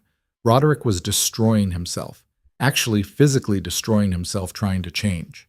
And she was 3 weeks away, weighing offers from other men while he fought demons alone. The decision crystallized in that moment, sharp, clear, inevitable. She found Adrian at breakfast. I'm leaving, she said without preamble. Today. Now. I need a carriage. Adrian set down his cup slowly. What happened? Roderick's sick. He's... Her voice cracked. I have to go back. Of course you do. No argument, no persuasion, just quiet acceptance. I'll arrange everything. Adrian, don't. He smiled, but it didn't reach his eyes. I knew you'd choose him. I hoped you wouldn't, but I knew. He's the one you fight for, not me. I'm just the one who showed you that you could. I'm sorry. Don't be. I'm not. Adrian stood, crossed to her, kissed her forehead gently. Go save your stubborn, emotionally damaged Duke. And Evelyn? Make him work for it. Don't let him think collapsing from exhaustion is romantic. It's stupid. She managed a broken laugh. 2 hours later, she was in a carriage racing toward Ironvale, leaving behind the capital and its glittering promises and the ghost of who she might have been if she'd chosen differently. The journey back took 2.5 days of brutal travel. Evelyn barely slept, living on anxiety and terrible road-in coffee, running through everything she'd say when she saw Roderick. She arrived at Ironvale after dark. The fortress looked different, lights blazing in windows that were usually dark, servants moving with purpose instead of silent efficiency. Something had changed. Mrs. Daventry met her at the door, face tight with worry. Thank heaven you're back. He's in his chambers. Physicians are with him, but he's... She stopped. He needs you. Evelyn ran. She burst into Roderick's chambers without knocking and froze. He was standing by the window, not collapsed in bed like she'd imagined, fully dressed, looking exhausted but upright. A physician hovered nearby, clearly having just finished an examination. Roderick turned at her entrance, and the expression on his face nearly broke her. Relief, terror, hope, all of it written across features that usually revealed nothing. You came back, he said, like he couldn't believe it. Of course I came back. Evelyn's voice shook. Mrs. Daventry said you collapsed, that you were... I'm fine. He waved off the physician, who retreated quickly. I was working too much, not sleeping enough. The usual. The usual is you controlling everything. This is you falling apart. Yes. No denial. You left and I didn't know what to do with that. So I worked. Tried to prove I could be better. Tried to change fast enough that you'd want to come back. He laughed bitterly. Turns out you can't strategize your way through emotional growth. Who knew? Evelyn crossed the room, stopped just out of reach. You burned the contract. I did. Why? Because I realized something. Roderick's eyes were bloodshot, desperate. Keeping you through obligation was worse than losing you. If you're here, I need you to be here because you choose to be, not because you're legally bound or financially trapped or morally obligated. And if I choose to leave, pain flashed across his face, then I let you go. And I spend the rest of my life regretting that I learned how to love you 3 months too late. 3 weeks, Evelyn corrected. You learned 3 weeks ago, at the ball. No. Roderick moved closer. I learned the first night you sat at my table and corrected my trade routes. I just didn't admit it until 3 weeks ago when I thought I was losing you. You were losing me. I know. His voice cracked. I felt it every second you were gone. Every letter I wrote pretending I was fine. Every night I couldn't sleep because the house was too quiet without you in it. I was losing you, and I couldn't do anything to stop it except hope you'd choose to come back. I'm back. For how long? The question came out broken. Until the next time I fail you? Until someone else offers you warmth I can't provide? Until you realize I'm too damaged to be worth the effort? Stop. Evelyn closed the distance between them, grabbed his face. Stop talking like you're broken beyond repair. You're not perfect. You're emotionally stunted and controlling and terrible at expressing feelings. But you're trying. And that matters more than you know. Does it? Does trying actually matter when I still don't know how to be what you need? What I need, Evelyn said fiercely, is honesty, effort, a partner who sees me as an equal instead of an obligation or a prize. Can you be that? I don't know. The admission cost him. I'm trying to unlearn 30 years of training. It's not quick. It's not smooth. I fail constantly. Then fail. She pulled him closer. Fail and try again. Be messy and uncertain and human. Just be honest about it. Roderick's hands came up to grip her wrists. The capital offered you things I can't. I know. Adrian loves you, in his way. I know that too. And Ashford offered you a position, recognition, everything you deserve. Evelyn's eyes widened. How did you? Adrian sent word, thought I should know what I was competing against. Roderick's smile was bitter, thoughtful of him. I turned them down. Why? Because they were offering me versions of myself I could become anywhere. But you, her voice caught, you offer me the chance to become myself with someone who's fighting his own demons to meet me halfway. That's harder. It's messier, but it's real. Roderick pulled her against him, buried his face in her hair. I missed you. I missed you so much I couldn't function. I barely ate, couldn't sleep, worked myself into collapse trying not to think about you choosing someone else. That's not strategic. It's not disciplined. It's pathetic. It's human. I hate being human. It's vulnerable and painful, and I can't control any of it. Welcome to the rest of us. Evelyn pulled back enough to see his face. Roderick, I'm not asking you to be perfect. I'm asking you to be honest about what you feel, what scares you, what you need. Can you do that? He was quiet for a long moment, then, I'm terrified you'll realize I'm not worth the effort, that my damage is too deep to fix, that you'll wake up one day and regret choosing this, choosing me, when you could have had something easier. Anything else? I'm terrified I'll fail you again, that my instinct to control will override my desire to partner with you, that I'll hurt you without meaning to, and you'll leave and I'll deserve it. And I'm so in love with you, it feels like dying every time I think about losing you, which is inconvenient and unstrategic and completely overwhelming. Evelyn smiled through tears. That's the most honest thing you've ever said to me. Was it sufficient? It was perfect. She kissed him. Finally, after months of cold distance and missed chances, she kissed her husband like she meant it. Roderick made a broken sound and kissed her back. Desperate, clumsy, like he was trying to communicate everything he couldn't say. His hands shook as they moved to her waist, her face, her hair. When they finally broke apart, both breathing hard, Roderick pressed his forehead to hers. "I burned the contract," he whispered. "But if you want, if you'll stay, I'd like to make vows. Real ones, not legal obligations, just promises between us." "What kind of promises?" "That I'll try every day to be worthy of you, that I'll fail and apologize and try again, that I'll let you in even when it terrifies me, that I'll build a life with you, not around you." He pulled back to meet her eyes. "That I'll love you honestly instead of strategically, if you'll let me. On one condition. Anything. You promise to take care of yourself. No more working until you collapse. No more skipping meals or sleep because you're trying to prove something." Evelyn's voice was fierce. "You're worth more than what you can produce or strategize. And I need you healthy and whole, not destroyed by your own demons." "I promise." He hesitated. "And you? What do you promise?" "That I'll tell you when I need more than you're giving instead of suffering in silence. That I'll fight for us instead of running when it gets hard. That I'll be your partner, challenging you, supporting you, being honest even when it's difficult." She touched his face gently. "And that I'll love you while you figure out how to love yourself." "That could take years." "Good thing I'm not going anywhere."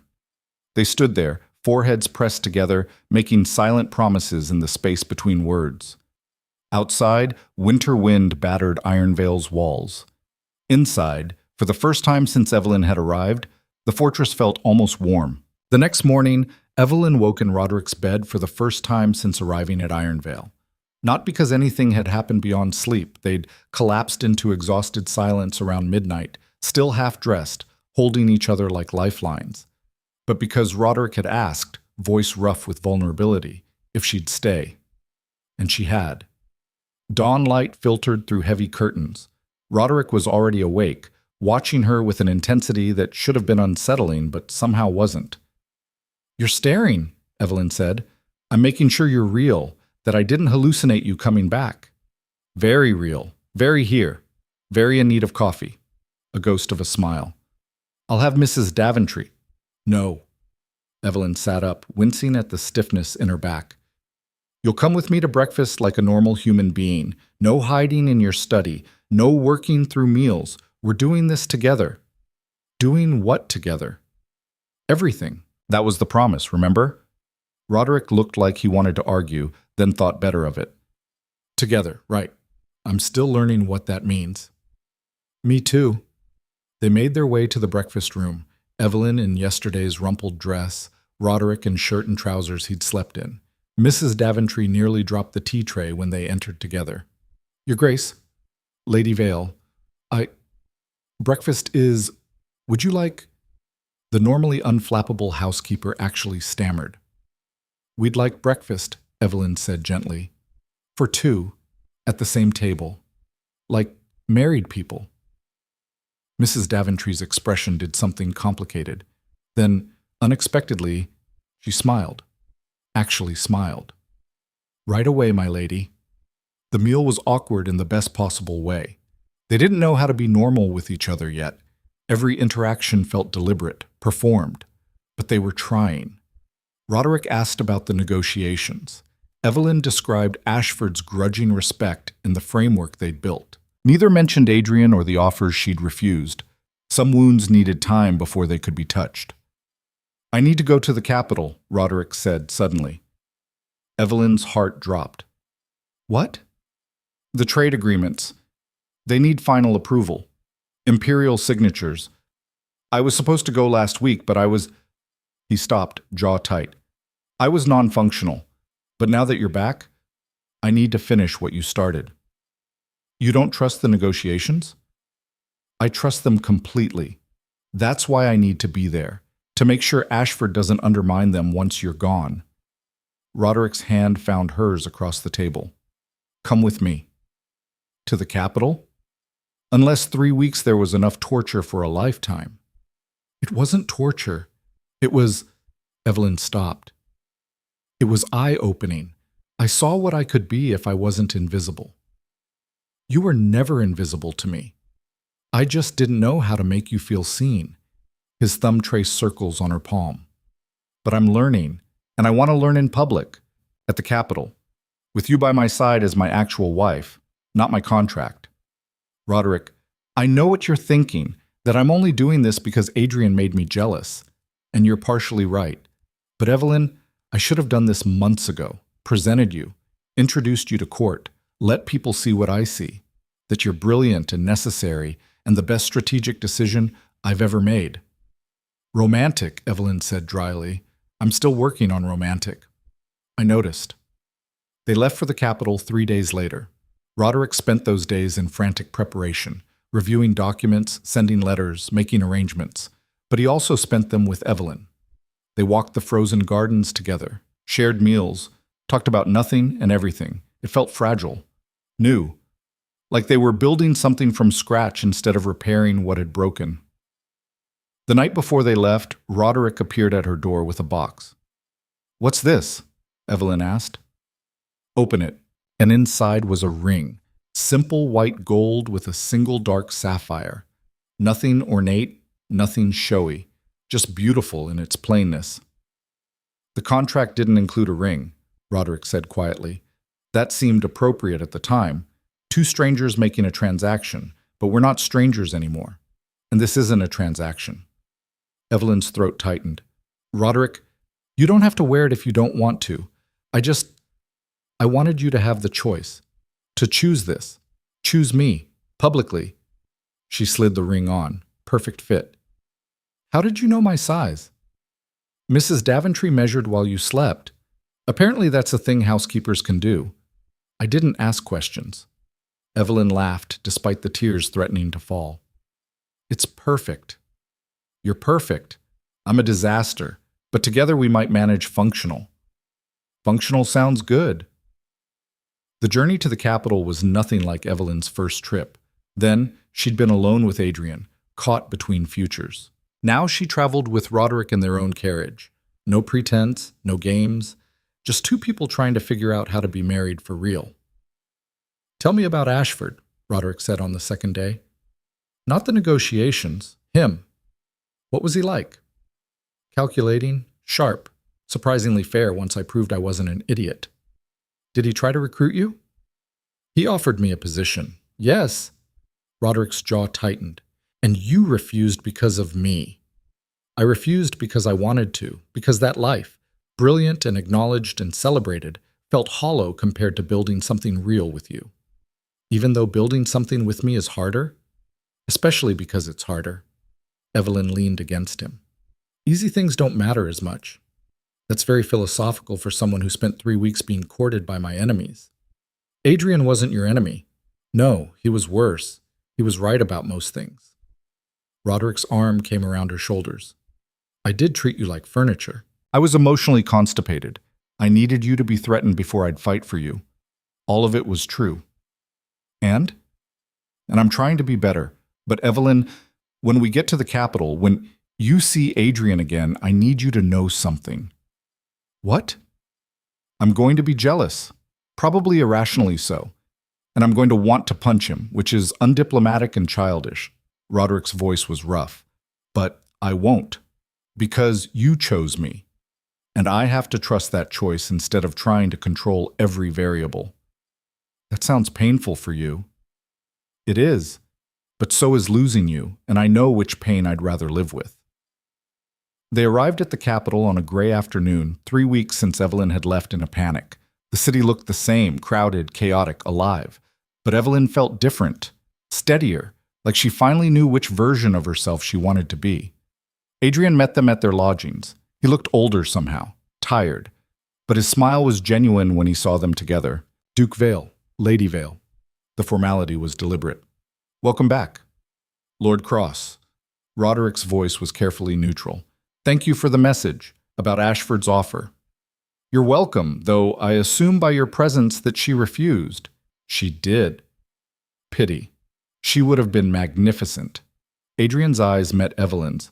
But I'm glad you found what you were looking for. So am I, Evelyn said quietly. The three of them stood in awkward silence until Roderick cleared his throat. I should thank you, Roderick said stiffly, for taking care of her, for keeping her safe during the negotiations, for falling in love with your wife and trying to steal her? Adrian's smile was sharp. You're welcome, I suppose, though I failed spectacularly. You didn't fail. You gave her options. That mattered. Did it? Yes. Roderick's hand found Evelyn's. She chose me knowing she had alternatives. That means everything. Adrian studied them for a long moment. Then he bowed slightly. The Emperor wants to see you both tomorrow. The agreements are ready for final signature. Ashford will be there. Looking forward to it, Roderick said flatly. After Adrian left, Evelyn turned to her husband. That wasn't so bad. I wanted to punch him. I know, you didn't. Growth. Painful, excruciating growth. The next morning, they dressed in formal court attire. Roderick in military dress that made him look like calculated death. Evelyn in deep burgundy silk that made her feel like she could conquer kingdoms. The sapphire ring caught light as she adjusted her hair. Ready? Roderick asked. To face the Emperor and your enemies and everyone who thought I was just your contracted mistake? Absolutely not. Good. Honesty is better than false confidence. They entered the throne room together, hand in hand, and every conversation stopped. The Emperor sat on a throne that was somehow both ornate and threatening, a thin man in his 60s with eyes that missed nothing. Duke Ashford stood to his right, looking grimly satisfied. Adrian was near the back, carefully neutral. Duke Vale, the Emperor's voice carried. Lady Vale, how delightful you could join us. They bowed in unison. Your Majesty, Roderick said, thank you for the audience. Thank your wife. The trade agreements she negotiated have prevented what could have been significant unrest. The Emperor's gaze shifted to Evelyn. Impressive work, Lady Vale. Duke Ashford informs me you have a remarkable mind for strategy. She does, Ashford said before Evelyn could respond. Infuriatingly so. She dismantled every argument I presented and rebuilt them into something I couldn't refuse. High praise from you, Ashford, the Emperor smiled. Which makes me wonder why Lady Vale isn't wearing your house colors instead of veils. The room went very quiet. Evelyn felt Roderick tense beside her, but she stepped forward. Because I'm exactly where I want to be, Your Majesty. Duke Ashford offered me recognition, Lord Cross offered me warmth, but Duke Vale offered me partnership, and that's worth more than all the appointments in the Empire. Partnership. The Emperor's eyes gleamed. Interesting choice of words. Most women in your position would say love or duty. Most women in my position weren't contract brides who had to fight to be seen as human instead of obligation. Someone gasped, probably at her audacity. But the Emperor laughed. Blunt. I like that. Your husband is known for his strategic brilliance but emotional vacancy. You seem to possess both. He gestured to the documents on a table beside the throne. These agreements, they're good. Better than anything my advisors produced. I'm inclined to approve them. With respect, Your Majesty, Ashford said, some provisions still concern me. Of course they do. You're concerned about everything. The Emperor waved a hand. But Lady Vale structured them fairly. Your grievances are addressed without destroying the North. That's more than I hoped for. It's more than I thought possible, Ashford admitted. He looked at Evelyn. Lady Vale, if you ever tire of being Vale's Duchess, my offer stands. She won't tire, Roderick said flatly. How can you be certain? Because I'll make sure of it. Roderick's arm came around Evelyn's waist, possessive but not controlling. By being worthy of her, every day, starting with public acknowledgement I should have given months ago. He turned to face the assembled court. When I married Evelyn Harrow, it was a transaction. A contract to solve problems and meet obligations. I treated her as such, distant, cold, strategically useful but personally irrelevant. His voice carried across the silent room. I was wrong. She's not a contract or an obligation or a convenient solution. She's the most brilliant person I've ever met. She's my partner in every sense, and anyone who treats her as less than that will answer to me. The declaration echoed. Evelyn stared at him, stunned. Roderick never made public speeches, never revealed emotion, never put himself in vulnerable positions. But here he was, in front of the emperor and half the court, claiming her as more than wife, as equal. Well, the emperor looked delighted. That was unexpected. The Ice Duke has feelings. Who knew? I did, Evelyn said quietly. I just had to teach him it was safe to show them. And how did you accomplish that? By leaving. By showing him that control and possession aren't the same as love. By making him choose between what he wanted and what he needed. And what does Duke Vale need? Evelyn looked at her husband. Someone who challenges him, who sees past his armor to the person underneath, who isn't afraid of his demons because she's fighting her own. Roderick's hand tightened on her waist. The emperor nodded slowly. I see. Love as strategy. How very Vale of you both. He stood, and the room stood with him. The agreements are approved. Duke Ashford, you'll implement them with Lady Vale's oversight. Your Majesty, Ashford started. It wasn't a request. Lady Vale created these provisions. She'll ensure they're honored. Duke Vale will support her in whatever capacity she requires. The Emperor's smile was sharp. Consider it imperial command. Now, I believe we're finished here. Unless anyone has objections? No one did. The audience dissolved into clusters of conversation. Evelyn felt like she was floating. The Emperor had just given her real power. Not through Roderick, but directly. Her own authority. Adrian appeared at her elbow. Congratulations, you just became one of the most influential women in the Empire. I just became visible, Evelyn corrected. There's a difference. Is there? Adrian's smile was sad. You were always influential. People just couldn't see it past their prejudices. Now they don't have a choice. I'm sorry, Evelyn said quietly. Don't apologize for choosing the life you wanted. He glanced at Roderick, who was speaking with the Emperor. He's different with you, less frozen, almost human. He's trying. I know, that's why I lost. Adrian's expression softened. Take care of him, Evelyn, and make sure he takes care of you. You both deserve that. He walked away before she could respond. That night, back at their lodgings, Roderick was quiet. Talk to me, Evelyn said to him. I made a spectacle of us today. You made a statement. Same thing. He ran a hand through his hair. I don't do public declarations. I don't reveal feelings in front of the Emperor. You don't usually have something worth declaring. Evelyn moved closer. But you do now. We do. And everyone needed to know that I'm not your pretty accessory or your strategic acquisition. I'm your partner. They know now. Good. How does that feel? Terrifying, vulnerable, like I just handed the entire court ammunition to use against me. Roderick's voice was rough, but also right. It felt right. That's growth talking. I hate growth. It's uncomfortable. Evelyn laughed. You're going to hate the next part even more. What next part?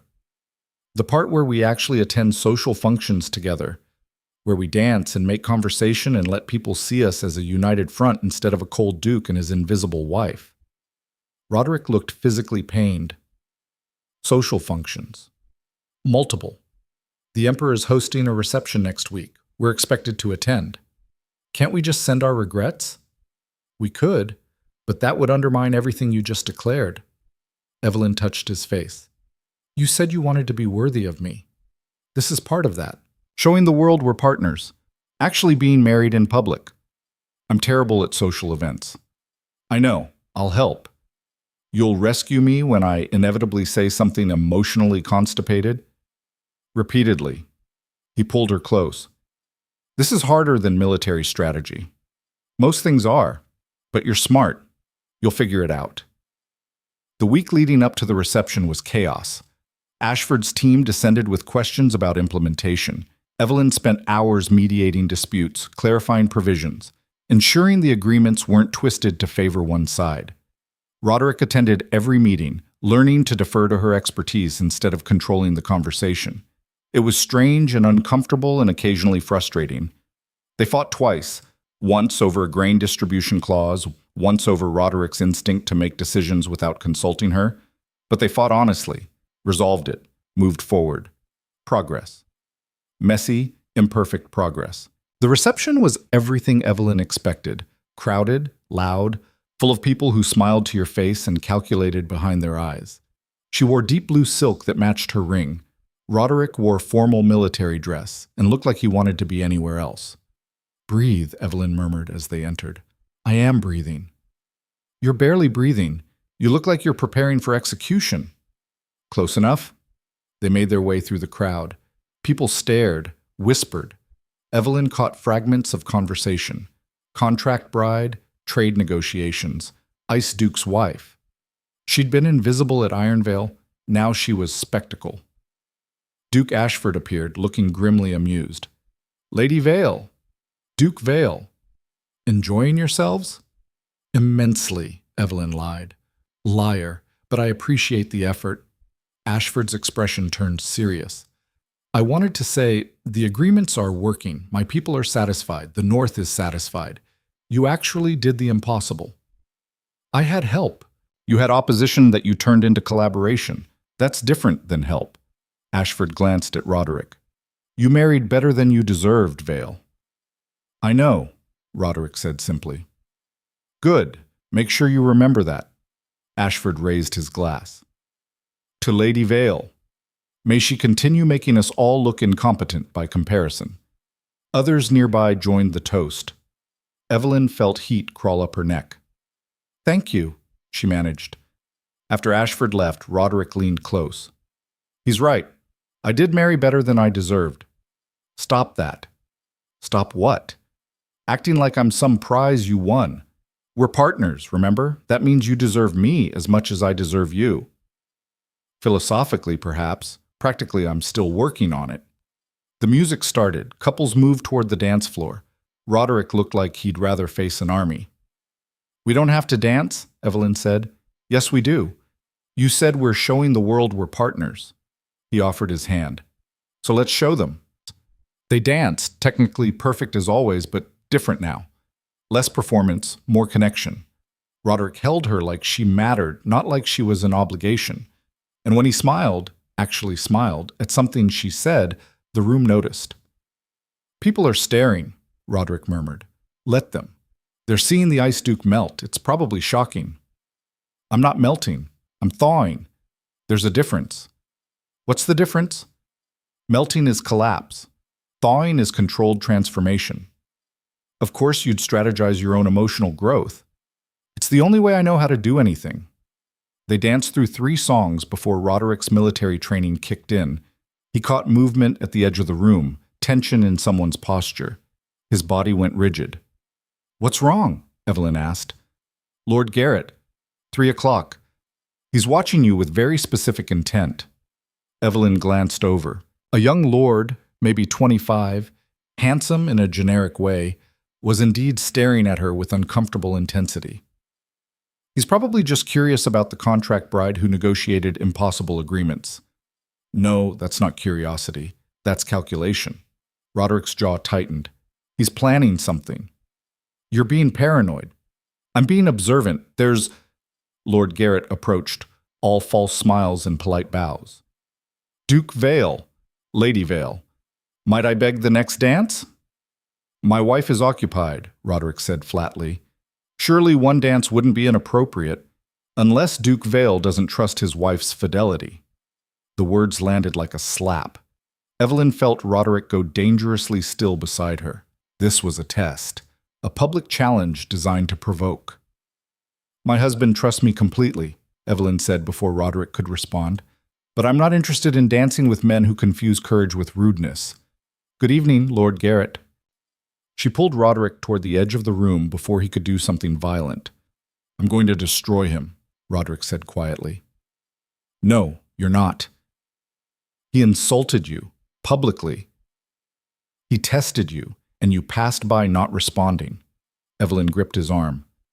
"Roderick, this is what they want. To provoke you into losing control, into proving you're still the cold, calculating Duke who only claims me out of possession." "I do want to possess you. Is that so wrong?" "Yes, When it's about control instead of choice, she softened her voice. You're jealous. I understand that. But you have to trust me to handle situations like this without stepping in like I'm property to defend. Roderick's hands clenched. I don't know how to watch other men look at you and not feel threatened, murderous. That's honest, at least. Honestly murderous, that's growth, right? Despite everything, Evelyn laughed. Twisted growth, but yes. They stayed another hour, enduring conversations, deflecting challenges, presenting a united front. By the time they returned to their lodgings, both were exhausted. That was awful, Roderick said, collapsing into a chair. That was progress. Evelyn sat across from him. People saw us as partners. They saw you trust me to speak for myself. They saw me choose you publicly. That matters. Does it matter enough to do it again? Unfortunately, yes, multiple times. Welcome to marriage in public. Roderick groaned. I preferred when we were invisible. No, you didn't. You just preferred control. This requires trust. Trust is harder than control. Everything worth having is. Over the next 2 weeks, they attended 4 more social functions. Each one was slightly less terrible than the last.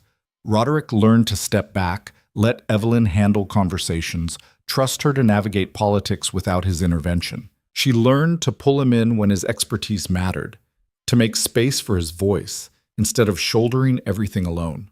They were learning partnership in real time, publicly, with an audience that judged every interaction. It was exhausting. It was also working. Duke Ashford requested a meeting in the 3rd week. They met at his estate, less fortress than Ironvale, but still imposing. The agreements are implemented, Ashford said without preamble. Trade is flowing. Complaints are minimal. You've done what I thought impossible. We had good framework to start with, Evelyn said diplomatically. You had my opposition and built consensus anyway. Own your success, Lady Vale. Ashford leaned back in his chair. Which brings me to my actual reason for this meeting. I'm recommending you to the Emperor for permanent advisory position, official title, salary, authority to mediate future trade disputes. Evelyn's heart stuttered. What? You're wasted as just a duchess. You have skills the Empire needs. I'm putting your name forward whether you want it or not. I need to discuss with my husband. No. Roderick's voice was firm. You don't need my permission. This is your decision. But it affects both of us. If I take this, we'll be in the capital frequently. Our lives will change. Our lives are already changing. Roderick met her eyes. If this is what you want, I'll support it. If it's not, I'll support that too. But Evelyn, don't refuse because you think I need you isolated at Ironvale. I need you fulfilled, wherever that takes us. The words hung in the air. Ashford watched them with something like approval. Well, the Ice Duke continues to surprise. Lady Vale, think about it. Let me know within the week. After they left, walking back through the capital's crowded streets, Evelyn was quiet. Talk to me, Roderick said. I don't know what I want. Part of me wants the position, the challenge, the recognition, the impact. But part of me wants to go home to Ironvale, to build something private and quiet with you away from all this scrutiny. Those aren't mutually exclusive, aren't they? If I take this, we're public figures. Everything we do gets watched and judged and commented on. We're already public figures. You negotiated peace. I made declarations in front of the Emperor. There's no going back to invisible. Roderick stopped walking, pulled her to face him. But here's what I know. You're brilliant at this. You make impossible things possible. And you light up when you're solving complex problems. I see it. So does Ashford. So does everyone who's watched you work. And you're okay with that? I'm terrified of it, but yes. His hands cupped her face. I'm okay with anything that makes you happy, even if it means sharing you with the Empire, even if it means our quiet life gets complicated. You deserve to use your gifts, not bury them. When did you get so supportive? When I realized that loving you means wanting you to flourish, even when it's inconvenient for me. Evelyn kissed him right there in the middle of the crowded street, and for once didn't care who was watching. I'll think about it, she said. Think fast. Ashford gave you a week. 3 days later, Evelyn made her decision. She She found Roderick in their temporary study, reviewing documents. "I'm taking the position," she said. He looked up. "You're sure?" "I'm terrified, but yes. I want to do work that matters. I want to use my mind for more than entertaining you at dinner." "You never just entertained me at dinner. You eviscerated my assumptions and rebuilt them better. Still, this is bigger, more public, more risk, more everything." Roderick stood, crossed to her. "Are you ready for that?" "No, but I'm doing it anyway. That's my wife." He pulled her close. "Brave and brilliant and possibly insane," says the man who married a stranger to solve logistics problems. "Best decision I ever made," she told Ashford the next day. He looked grimly satisfied. "Good. I'll inform the Emperor. You'll start after the new year. That gives you 2 months to prepare." 2 months to panic, you mean? That too.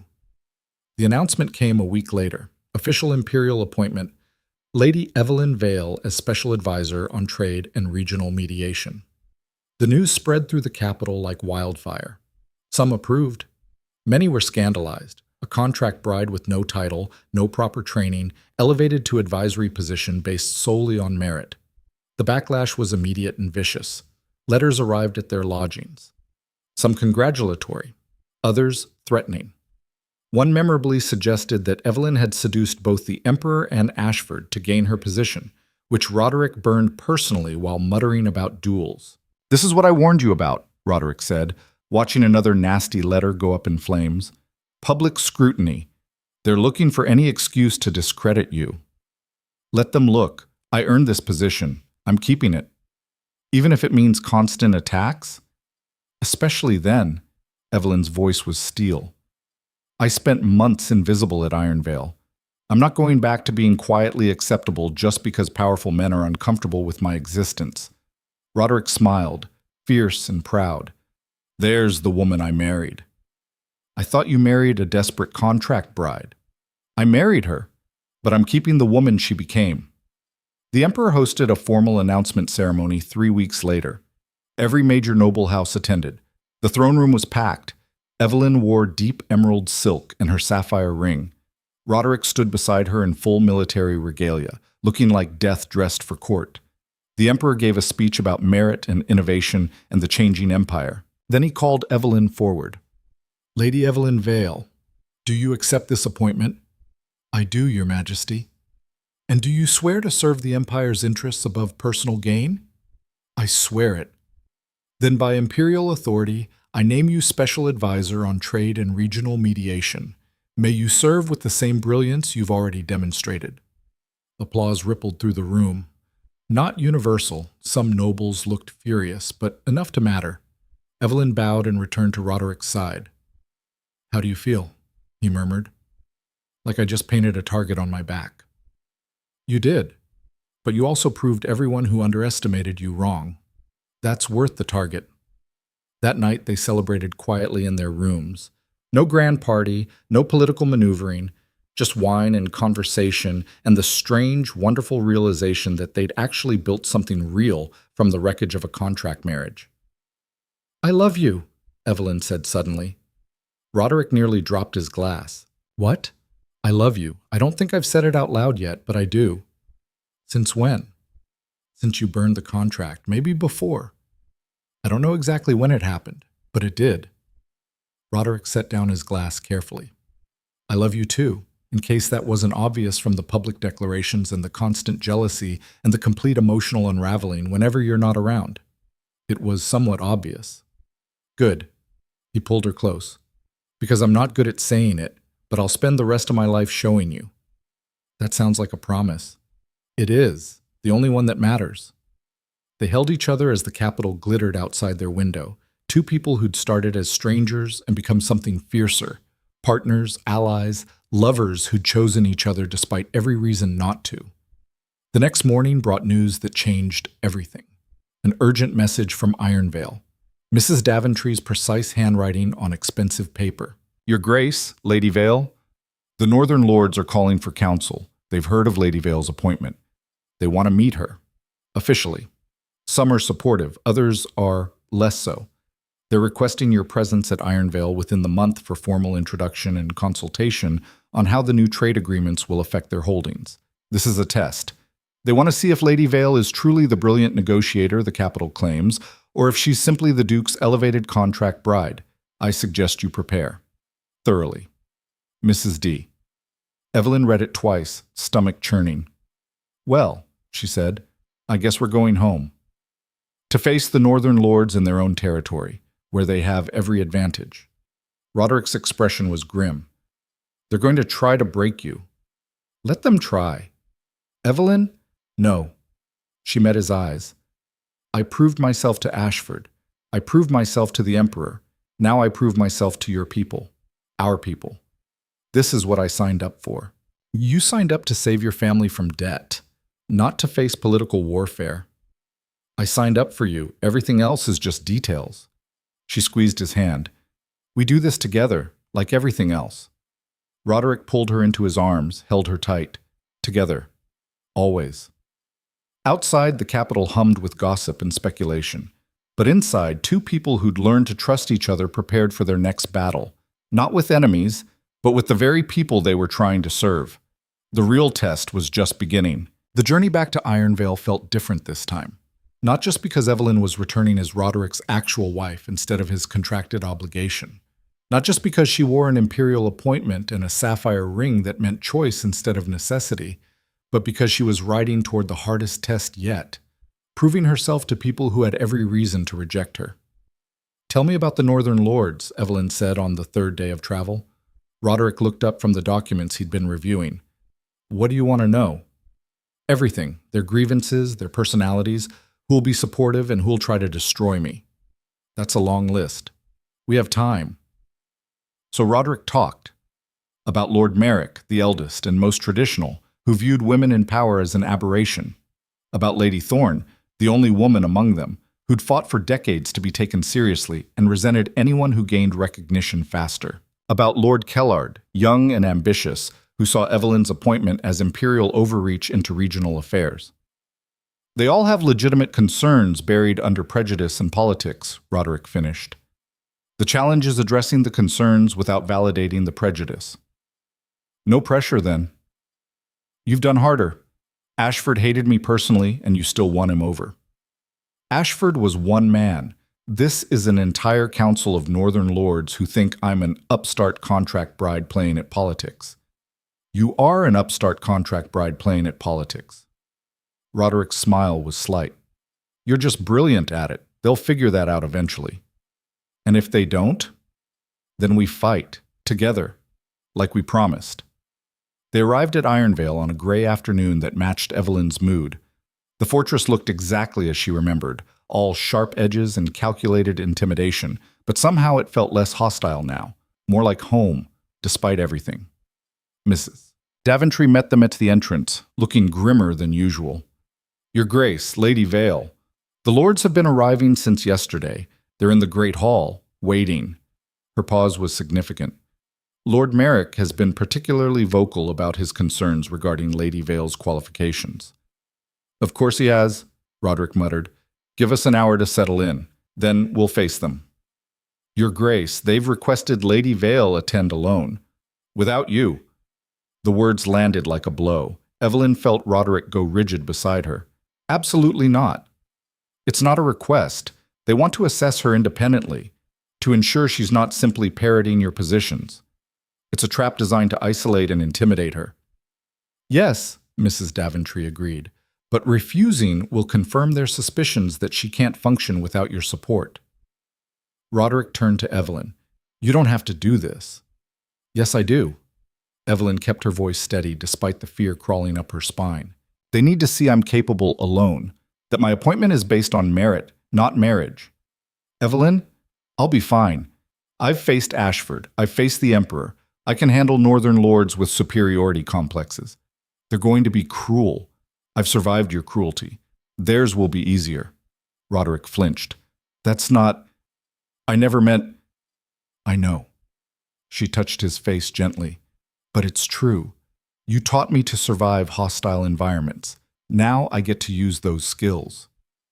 40 minutes later, Evelyn stood outside the great hall doors, dressed in deep gray wool that was practical and professional, her hair pulled back severely, no jewelry except her wedding ring and the sapphire. Armor of a different kind. Mrs. Daventry appeared at her elbow. "Ready?" "No, but let's do this anyway." The doors opened. The great hall at Ironvale was designed for intimidation, high ceilings, stone walls, a massive table that could seat 30. Today it held 12 northern lords, all watching her enter with expressions ranging from skepticism to outright hostility. Lord Merrick sat at the head, a man in his 60s with iron-gray hair and eyes that had probably never looked at a woman with respect. Lady Thorne was to his right, sharp-featured and watching Evelyn like a hawk evaluating prey. Lord Kellard sprawled at the other end, young and arrogant, already smirking. "Lady Vale." Merrick's greeting was ice-cold. "How kind of you to join us. Please, sit." He gestured to a single chair at the opposite end of the table, isolated, alone, surrounded by people who wanted her to fail. Evelyn sat. "Gentlemen, Lady Thorne," she nodded to each. "Thank you for requesting this meeting. I understand you have concerns about the trade agreements and my appointment." "Concerns," Kellard laughed. "That's diplomatic. We have questions, Lady Vale, such as, what qualifies a contract bride with no formal education and no political experience to advise the Emperor on matters affecting our livelihoods? My lack of formal education means I'm not bound by traditional thinking that's failed to solve these problems for decades. My political inexperience means I see solutions instead of calculating how they affect my power. And my status as contract bride means I understand desperation and survival, both useful when negotiating with people who have everything to lose." "Clever answer," Lady Thorne said. "But words are easy. What have you actually accomplished?" "I've restructured trade agreements that were about to collapse into conflict. I've mediated between Duke Ashford, who hated my husband, and imperial representatives who wanted quick solutions over functional ones. I've created frameworks that balance competing interests without destroying anyone. And I did it in 3 weeks, while being courted by men who offered me easier paths." "Courted." Merrick's lip curled. "By Lord Cross, we hear, the Emperor's nephew. How convenient." "How irrelevant." Evelyn met his eyes. "Lord Cross offered me escape. I chose to return to Ironvale and to my work, because the work mattered more than comfort. Or because Duke Vale ordered you to return." "Duke Vale gave me complete freedom. He burned our contract. I came back because I chose to, because building something real is harder and better than accepting something easy." "Pretty words." Kellard leaned forward. "But we're not here for your love story. We're here because these new trade agreements affect our people, our lands, our autonomy. And you, a woman who's been married less than a year, presume to negotiate on our behalf without consulting us." "I negotiated on behalf of the Empire. Not you specifically. If your interests aligned with the Empire's, you benefit. If they didn't, perhaps you should ask why your interests oppose the common good." The room went very quiet. "You dare suggest we oppose the common good?" Merrick's voice was dangerously soft. "I suggest that anyone who benefits from unfair systems tends to view fairness as oppression. The old agreements favored certain provinces while crushing others. The new ones balance interests. If you're angry about that, maybe examine why you preferred imbalance." "This is outrageous. This is honesty." Evelyn stood, placed her hands on the table. "You wanted to meet me independently, to see if I'm capable without my husband's support. Well, here I am. No Duke Vale to hide behind. Just me and my allegedly inadequate qualifications. So ask your real questions instead of dancing around with insults disguised as concerns." Lady Thorne's expression shifted, something almost like approval. "Very well. Real question, why should we trust you? You're an outsider. You've been at Ironvale less than a year. You don't understand our history, our struggles, our needs." "You're right. I don't understand your decades of entrenched interests and political maneuvering, but I understand numbers. I understand supply chains and distribution networks, and how changing one variable affects everything downstream. And I understand that whether you trust me personally is irrelevant. What matters is whether the agreements work. Do they?" "They're functional," one of the other lords admitted reluctantly. "Better than the previous framework." Then my qualifications are proven by results, not by whether you approve of who I am or how I got here. Results aren't everything, Merrick said. Character matters. Loyalty matters. And you, Lady Vale, are loyal to the Emperor, not to the North, not to us. I'm loyal to solutions that work. If those solutions benefit you, excellent. If they don't, I'll listen to your grievances and adjust where possible. But I won't sacrifice functional policy just to make you comfortable. Then you're as arrogant as your husband. No, I'm as practical as necessary. My husband is arrogant. I'm just tired of being underestimated. Kellard laughed despite himself. At least you're honest about Vale's flaws. I'm honest about everything, including this. I didn't ask for imperial appointment. I didn't campaign for recognition. I solved problems that needed solving and got rewarded for it. If that threatens you, that's a problem with your ego, not my competence. The tension in the room shifted, still hostile but differently so, less dismissive, more calculating. Lord Merrick studied her for a long moment. You're nothing like what I expected. What did you expect? A pretty fool playing at politics. Duke Vale's decorated puppet. Someone we could dismiss easily. And now? Now I think you're dangerous, intelligent, sharp-tongued, and completely uninterested in being liked. That makes you either very brave or very stupid. Both, probably, but definitely committed to doing my job well. Lady Thorne spoke up. The trade agreements include provisions for quarterly reviews. Who conducts those? I do, with input from regional representatives. You'd have voice in the process. Actual voice or token consultation? Actual voice. I'm not interested in theater. If something isn't working, I want to know immediately so I can fix it.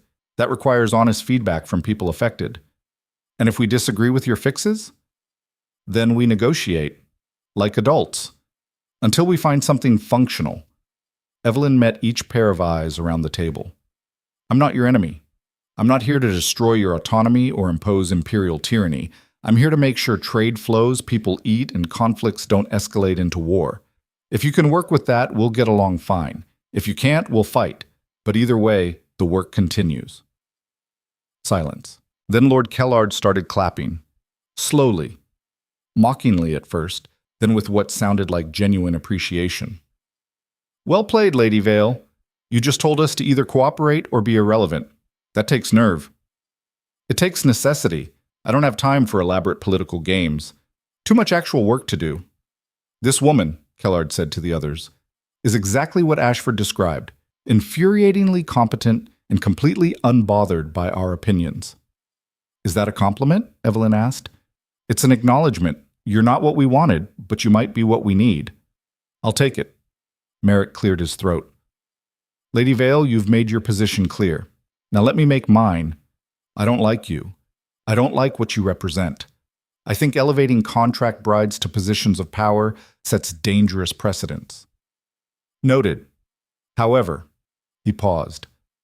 I also can't deny that your agreements are functional, that you clearly understand the subject matter, that you're willing to engage honestly instead of hiding behind diplomatic nonsense.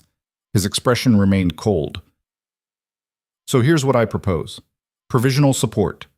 We work with you for 6 months. If the agreements function as promised and you prove capable of managing the reviews, we'll endorse your appointment publicly. If not, we'll petition the Emperor for your removal. It was a test. Another one. But also an opening. Evelyn considered carefully. I accept on one condition. You're negotiating already? Always. The condition is this. If you're going to judge my performance, you also commit to honest participation. No sabotaging the agreements to make me fail. No withholding information to create problems. If I fail, it should be because I'm actually incompetent, not because you engineered failure. Fair enough? Merrick almost smiled. Almost. 6 months, Lady Vale. Prove yourself or prepare for consequences. 6 months, Evelyn agreed. The meeting continued for another 2 hours. Technical questions about specific provisions, concerns about implementation timelines, requests for clarification on dispute resolution processes. Evelyn answered each question directly, admitted when she didn't know something, and took notes on issues that needed addressing. By the time they finished, her head ached and her throat was raw. But she'd survived. When she finally left the Great Hall, Roderick was waiting in the corridor. He looked like he'd aged 5 years. "Well?" he asked. "6 months provisional support. If I don't fail catastrophically, they'll endorse me. If I do, they'll destroy me." "That's actually better than I expected." "Really? Because it feels like I just agreed to permanent examination." "You did, but you also proved you can face them alone and walk out intact. That matters." He pulled her close. "How do you feel?" "Exhausted, angry, slightly victorious." "Victorious is good. Slightly victorious." "Lord Merrick still hates me." "Merrick hates everyone. Don't take it personally." They walked back through Ironvale's corridors together, and Evelyn realized something had shifted. The fortress didn't feel as cold anymore. Not warm exactly. It would probably never be warm, but less hostile. More like a place she could actually build a life instead of just survive. That night, over dinner in their private quarters, no silent great hall, no formal service, just food and conversation, Roderick was quieter than usual. "What are you thinking?" Evelyn asked. "That I almost ruined this. Us. Everything." He set down his wine glass. "If Adrian hadn't shown up, if you hadn't left for the capital, I'd still be treating you like strategic furniture. You'd still be miserable. And I'd still be lying to myself about not needing human connection. But none of that happened. Adrian did show up. I did leave. You did change." "I changed because I was terrified of losing you. That's not noble. It's selfish. It's human." Evelyn reached across the table. "Roderick, you're not going to get credit for being perfect. You were terrible at the beginning. You learned. That's all anyone can do. You make it sound simple. It is simple. Not easy. Simple. You chose to change instead of staying frozen. That's the only thing that matters. And if I slip back? If my instinct to control overrides my desire to partner? Then I'll call you on it. We'll fight. We'll fix it. That's what partnership means. Constant adjustment instead of static perfection." "I hate the idea of constant adjustment." "I know. But you love me more than you hate discomfort, so you'll do it anyway." Roderick's smile was small but genuine. "You're annoyingly right about most things." "Most things?" "All things." But admitting that felt too much like surrender. They finished dinner and went to bed. Their bed now, shared without hesitation or distance. And as Evelyn fell asleep wrapped in Roderick's arms, she thought about how far they'd come from that first silent dinner. How much they'd fought and failed and rebuilt. How love sometimes looked less like fairy tales and more like two damaged people choosing each other repeatedly, despite how hard it was. The next 6 months were brutal. Evelyn worked 18-hour days implementing the trade agreements, managing quarterly reviews, mediating disputes between regional representatives who thought they could intimidate her. The Northern Lords watched everything, looking for mistakes, inconsistencies, any sign she was incompetent or corruptible. She gave them nothing. Shipments flowed on time. Distribution improved. Smaller landholders who'd been crushed under previous agreements started thriving. Disputes got resolved through negotiation instead of escalating to threats. The work was exhausting and often thankless. But it was working. Roderick supported her in ways that mattered, taking over household management so she could focus, attending meetings when his presence helped, stepping back when it didn't. They fought occasionally about boundaries and control, but they also learned to fight productively, to resolve instead of retreat. They were building something real in real time. Messy, imperfect, but undeniably theirs. The 6-month review came on a freezing January morning. The Northern Lords reconvened at Ironvale along with Duke Ashford and several imperial representatives. The Great Hall was packed. Everyone wanted to see whether the contract bride would prove herself or crumble under scrutiny. Evelyn presented her findings with charts and data and testimony from people affected by the agreements. She didn't hide problems. There had been implementation challenges, disputes that took longer to resolve than planned, adjustments needed for unforeseen complications. But the overall results were undeniable. Trade had increased, conflicts had decreased, people were better off. When she finished, the room was silent. Then Lord Merrick stood. Evelyn braced herself. "Lady Vale," he said formally. "6 months ago, I told you I didn't like you or what you represented. That remains partially true. I still think elevating contract brides sets dangerous precedents. I still think your rise was too fast, too unconventional. But, Evelyn prompted, but I also can't deny results. The agreements are functioning better than anything we've had in decades. Disputes are being handled fairly. You've proven yourself capable of managing complex negotiations without bias or corruption. He paused. So while I may not like you personally, I respect your competence, and I'm prepared to endorse your appointment publicly. The room erupted. Some lords applauded, others argued. Duke Ashford looked grimly satisfied, and Roderick, standing against the wall, smiled with something that looked like pride. Lady Thorne rose next. I second Lord Merrick's endorsement. Lady Vale has exceeded expectations. She's earned her position.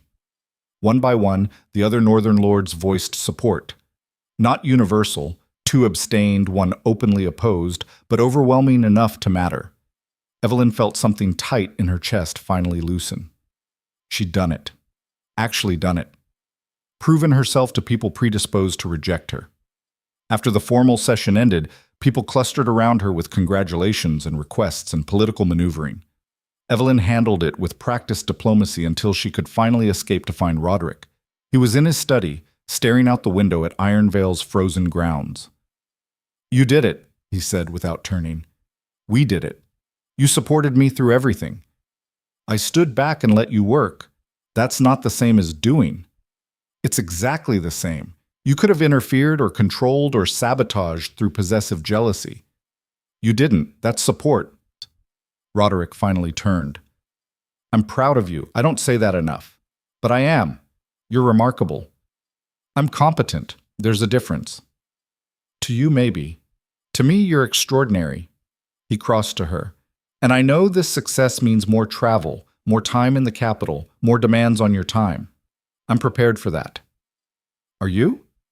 No, but I'm trying to be, because you deserve to use your gifts fully, even when it's inconvenient for me. Evelyn pulled him close. What if I told you I'm renegotiating my appointment? Roderick went very still. What? I spoke to the Emperor's representatives. I want to shift my role, less travel to the capital, more regional work based from Ironvale. Still imperial authority, but rooted here, in the north. With you. Why would you do that? Because I realized something over these 6 months. I don't need the capital's glitter or constant recognition. I need work that matters and a partner who sees me. I have both here. Why would I trade that for more prestige elsewhere? The capital offers opportunities. The capital offers distraction from building an actual life. She gestured around them. This is harder. It's colder and more isolated and demands more from me. But it's real. We're real. I'd rather have real than easy.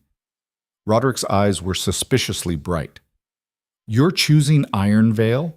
Choosing this frozen fortress over imperial courts and recognition? I'm choosing us. Ironvale is just where we happen to live. I don't deserve you. Probably not. But you're stuck with me anyway. He kissed her then, desperate and grateful and full of emotions he still didn't have words for. When they finally broke apart, both breathing hard, Roderick pressed his forehead to hers. I love you, he said. In case I don't say it enough.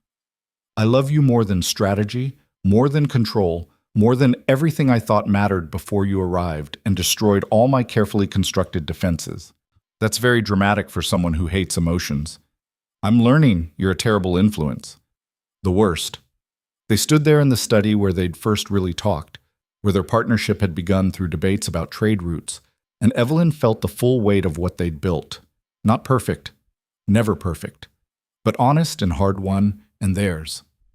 The door burst open. Mrs. Daventry stood there, face flushed. Your Grace, Lady Vale, Lord Keller just announced he's nominating Lady Vale for the Regional Council. The Northern Lords are voting now. You need to come. What? Evelyn's stomach dropped. The Regional Council? That's permanent governance position. You never asked for it. But you earned it. Mrs. Daventry's expression was fierce.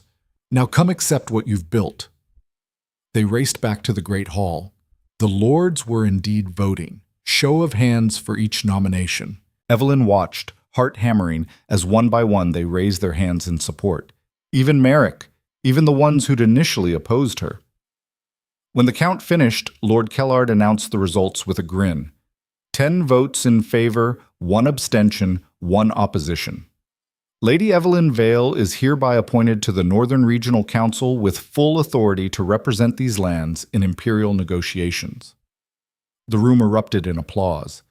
Evelyn stood frozen, trying to process what had just happened. She'd gone from invisible contract bride to regional council member in less than a year. From desperate and drowning to recognized and respected. "Speech," someone called. She looked at Roderick. He nodded. Evelyn stepped forward, heart racing. "I don't have a prepared speech," she said, "because I never expected this. 6 months ago, you barely tolerated my presence. You called me contract bride like it was an insult. You questioned my every qualification." "We did," Merrick admitted. "We were wrong. You were cautious. That's fair. I was an unknown variable. But here's what I learned over these 6 months. Earning respect is harder than demanding it. Building trust takes longer than asserting authority. And real leadership means serving people even when they don't like you." She looked around the room, at lords who'd tried to break her, colleagues who'd supported her husband who'd learned to partner instead of possess. "I came to Ironvale as a solution to someone else's problem. A contract signed in desperation. I was bought to save my family and ignored because I wasn't seen as human, just useful. But somewhere in that frozen fortress, I found my voice, my strength, my purpose." Her eyes found Roderick's. "I found a man who taught me that love doesn't mean comfort. It means choosing each other through discomfort, fighting for partnership instead of settling for possession, building something real instead of accepting something convenient. And I found work that matters. Not because it's glamorous or prestigious, but because it actually helps people. Because solving complex problems is harder and better than being decorative." She straightened. "So yes, I accept this appointment. I'll serve the North with everything I have. I'll fight for fair agreements and honest negotiation and solutions that work instead of politics that feel good. And I'll do it from Ironvale, that frozen fortress that became home when I stopped being invisible and started being seen. Thank you for seeing me." Finally. The applause was deafening. That night, Ironvale hosted a celebration. Not the cold, formal affairs Evelyn remembered from her first months. This was different, warm with firelight and conversation, and people who actually acknowledged her presence as valuable instead of tolerated.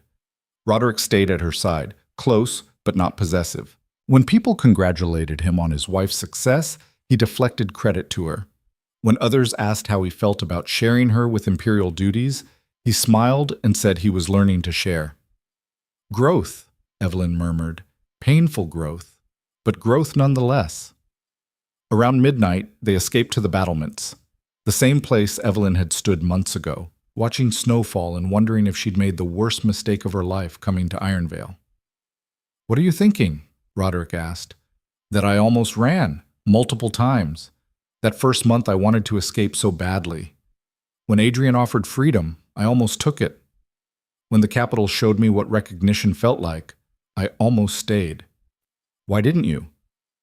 "Because running would have been easier, and I was tired of choosing easy over real." She turned to face him. "You were difficult and damaged and terrible at emotions, but you were real. And building something real with you mattered more than escaping to something comfortable with someone else. I'm glad you stayed, even though I made it nearly impossible. Especially because you made it impossible. Easy things don't change us. Hard things do." They stood together in the freezing wind, looking out over lands Evelyn would now help govern, and she thought about the journey that had brought them here. Contract to choice, stranger to partner, invisible to essential. "Roderick?" "Yes?" "Thank you for burning the contract, for giving me actual freedom, for letting me choose you instead of being bound to you. Best decision I ever made, even though it terrified me. Most good decisions do." Below them, Ironvale glowed with light and life. No longer a frozen fortress, but a home. Not perfect. It would never be perfect. But theirs. They'd built it together from wreckage and desperation, and a contract that had transformed into something neither had expected. a partnership worth fighting for. A love earned through choosing each other repeatedly, despite every reason not to. Two damaged people who'd learned that sometimes the hardest path leads home. And as snow began to fall again, soft and silent and beautiful, Evelyn Harrow Vale, former contract bride and current regional council member, stood with her husband on the battlements of Iron Vale and knew with absolute certainty that she was exactly where she belonged. Not because she was trapped there, but because she'd chosen it. And that choice made all the difference. 3 years later, Iron Vale had transformed. Not physically. The fortress still stood cold and imposing against northern winters. But the life inside had changed completely. The Great Hall saw regular use now. Council meetings, regional gatherings, celebrations that brought warmth to cold stone.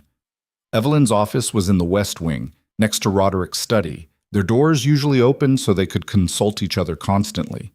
They fought still, often, about boundaries and work-life balance and Roderick's occasional reversion to control when stressed. But they fought honestly and fixed things and moved forward. Their partnership had become something other councils studied.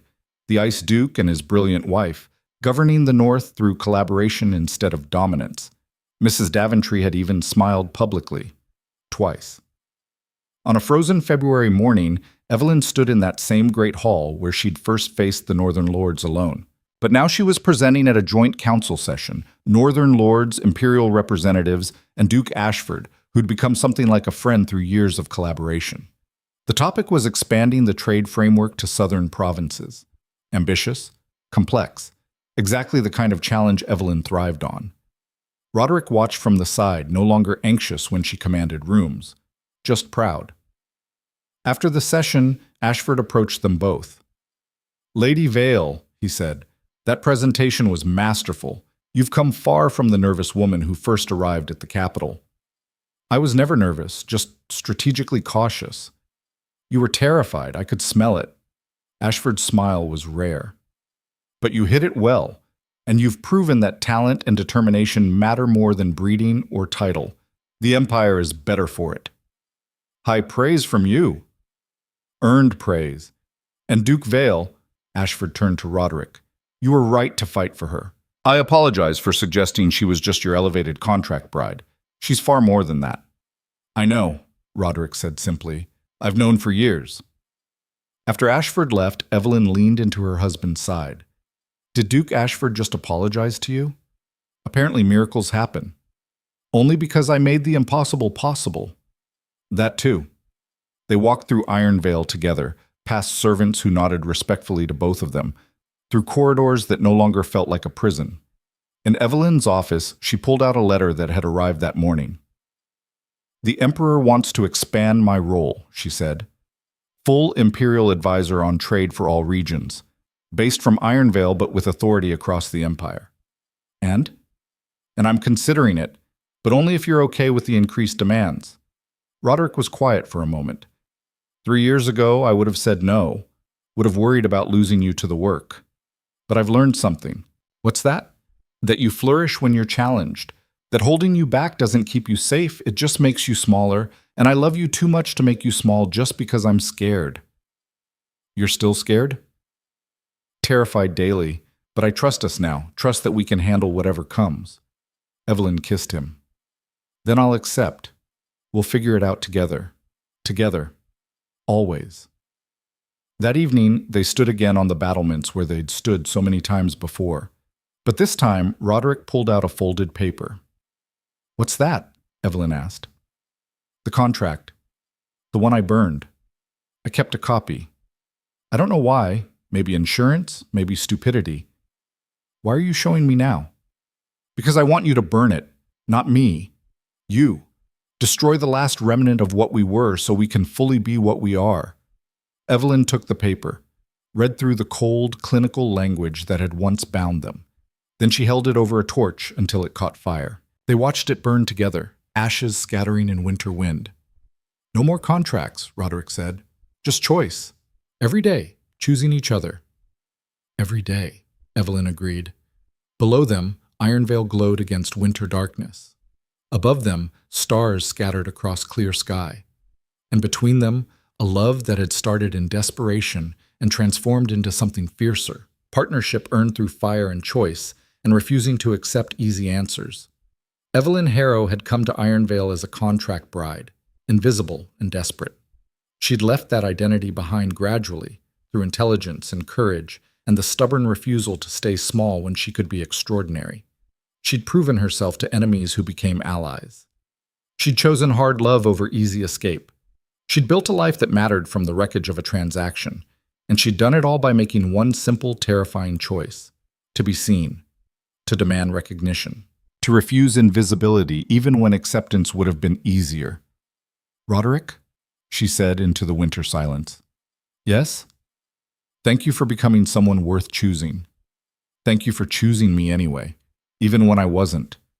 They stood together as snow began to fall, two people who'd learned that love isn't about perfection or comfort or fairy tale endings. It's about choosing each other through discomfort, fighting for partnership instead of settling for possession, building something real instead of accepting something convenient. And as winter wind howled around Ironvale's frozen walls inside the fortress, warmth blazed. Not because the stone had changed, but because the people within it had chosen to let each other in. And that choice, that simple, terrifying, beautiful choice, had changed everything.